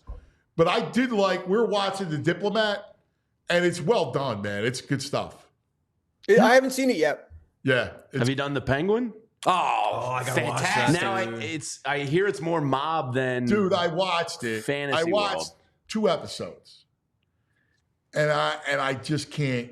I can't go. I can't. And I get it, and it's well done, but I'm out. Are you doing Slow Horses? I had not get there yet. I will get there. Dude. That's another British. Dude. That's MI6, right? Yeah. Yeah, I love awesome. It's the Outcast of MI6. Yeah, what's that like on? that. It's Apple TV as well. My man, we talked about Slow Horses. Oh, dude, Todd, it's awesome. I did a show that Todd recommended a while ago called From. I'm up to date on it. Phenomenal. You need to watch that show. Dude, Todd's taste he's the greatest consumer of content. And he's got a taste. Like his stuff. I got people, friends of mine, will ask about what's that? Ask for Todd. There you go. Well, give me a Todd pick, or give me a brain pick to bet on. Like a Todd pick to watch and a brain pick to bet on. That's right. Your stuff is tremendous.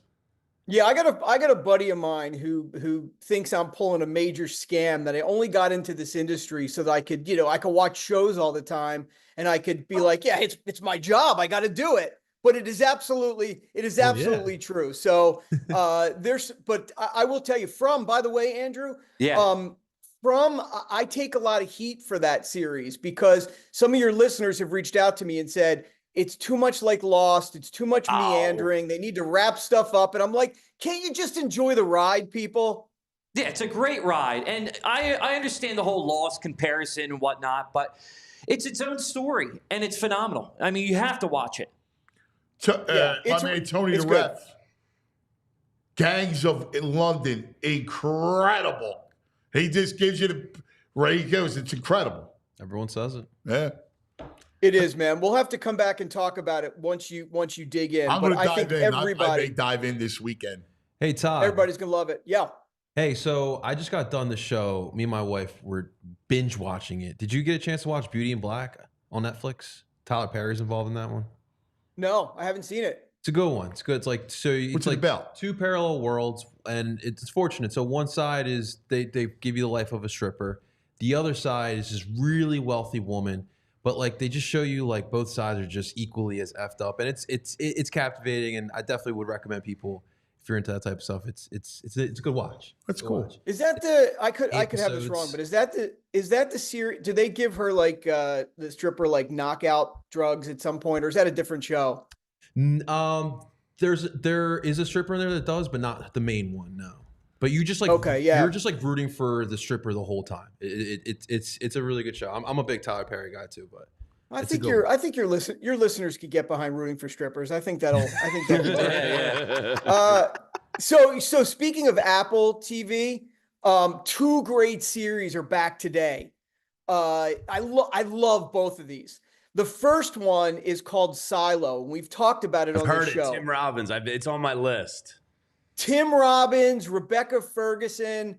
It's really, she's from Dune. It's really good. It's basically this sci-fi series about all these people, post-apocalyptic, and they live in this silo that goes hundreds and hundreds of levels below ground. So when they go to travel and see their friends, they literally have to travel for hours down into this silo. And as the show goes on, the people of the silo start to find artifacts and they start to find clues to realize maybe we're being told a lie as to why we can't go outside. And Tim Robbins is like this spiritual leader and there's law enforcement. Wow. It's awesome. It's so good, man. That's cool. And the season, that sounds good. Yeah. It's great. And it's back tonight. Really good. And then the other one that I think we talked about, cause I love this series. It's called Bad Sisters. And it's basically a bunch of sisters in Ireland. And it stars Sharon Horgan, Sharon Horgan is one of the greatest content creators in the UK and in Ireland. She is tremendous. She does Catastrophe with Rob Delaney. Yes. But she is phenomenal. She stars in it, produces it. Also Bono's daughter, who's a great actress, she's in it. So the premise of it in season one are these sisters that one of the sisters' husbands is a real J-off, right? And they can't stand this guy, and there's a plot to kill him. And the show is so good, funny, dark, cool, and it's back for season 2 tonight. Good. I'm in on that. I'm definitely in on that. It sounds good. Yeah. So Apple's killing the weekend. I think a lot of people are going to go over to Peacock this weekend to watch Twisters. Twisters is available now, starting this weekend. Wolverine. Deadpool. Wolverine, Deadpool, and if you want to get out to the Anthony to theaters, see Wolverine, Deadpool in the movie. That's on my list. What do you think? You got on Deadpool? What do you think? I mean, He's you know, funny. I mean, it's not for me. I do it for him.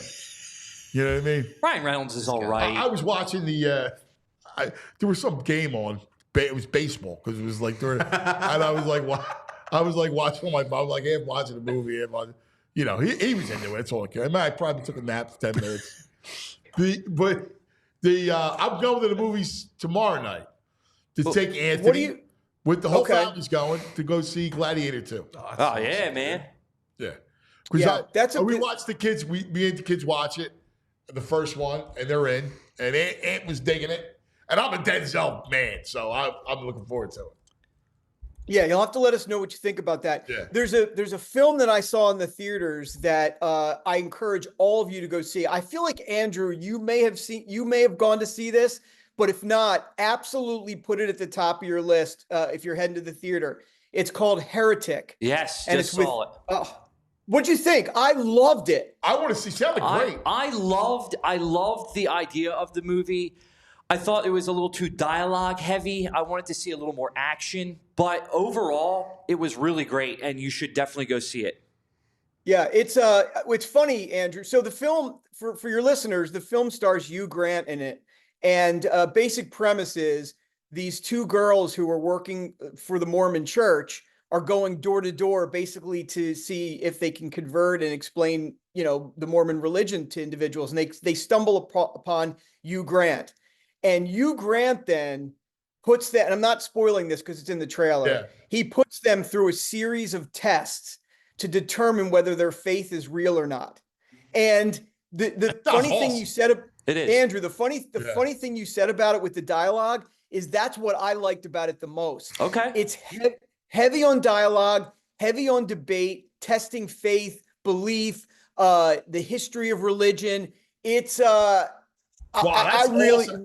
That fascinates me too. That whole world of how you get people to believe in something, the masses to believe in something. 100%. It's fascinating. Now I'm in on that. It sounds good. And Hugh Grant puts on a phenomenal performance. The other movie that was getting, that I heard was really good, was about the Pope.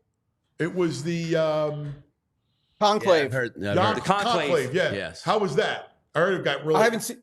Yeah. Okay. I haven't seen it yet. Yeah. People, but my cousin saw it, said it was fantastic. Yeah, I want to see that one as well. Because I would love you to see Heretic. I will, because I actually came out of it and I said to my wife, I need to talk to Anthony about this because the way it challenges faith and religion. Yeah. It does it from a very intellectual level. Yeah. And I really want to get your take on it. We should talk about it on a future episode. Yeah. We're going to get to a time where, it's so weird because this point of the calendar, I'm a football nut, right? So we watch every game, and then, you got the hockey, basketball, all that stuff. So sports goes to the forefront. Saturday night, usually we have our night, and then we'll watch shows and stuff. But then it goes into, like, once we get out of it, like holidays, I got time. I'd love to dive into film, and I'll be back soon. I have, watching a lot of stuff. So there's a lot of good stuff to watch. Exciting. Yeah, and honestly, I've been going back to the theaters a lot more. So I really feel like that's back in a way. Yeah, it's really great. Yeah. And I have to tell your listeners, I know we've talked about it before. The movie, I get it, man. I look around there and I see families of four in there, and they're spending literally like $200. It's outrageous to go to a movie. Go get, if you're a movie buff like I am, go get whatever theater is close to you. Go buy their monthly pass, unlimited. Like I have a Regal pass. It's $21 a month. You can see as many movies as you want. If you're a movie guy, go do it that way. Yeah, I will. That's a great idea. It's great. Moana 2's coming out, man. I gotta take I know. I love Moana. I loved it. I'm fired up. Yeah, the boys loved it when they were little. Yeah, because that was their heyday. Yeah. Hey Todd, can I ask you one question? Are we doing Dune? Are we watching Dune? The series that's coming out. The series is. I don't understand. You got to explain this to me, Andrew. So I've watched the movies. Not only the modern ones, I've seen the David Lynch movie, preface etc. to the movies? I believe so. Yeah, what is it? I think it's a precursor to the movies. Yes, correct. It's a series. Yeah, I'll get. Yeah, it's a series. I saw Dune Legacy or something like that. I saw it advertised last night. They showed the trailer. Yeah, it looks good. I mean, I'm not the biggest Dune fan. I like the second one over the first one a little bit more. Sandworms. The sandworms. But, I mean, if you're into that sci-fi kind of the genre, it's really cool. And some people love it. Yeah. I mean, you're right. If you love that genre, I feel it. Yeah, I'm going to give it a watch. Man. You're the best. Love you guys. Thanks so much. I was thinking about this. We may have to do specials. Yeah. I'm in. Where we actually do if you want to be a part of it. Yeah. TV, movies. Yeah. With Todd. Where we do a weekly Todd podcast itself. Standalone 30 minutes. Oh, that'd be fun. Oh. Todd Pod? Yeah. Todd Pod. The Todd Pod. I would love it.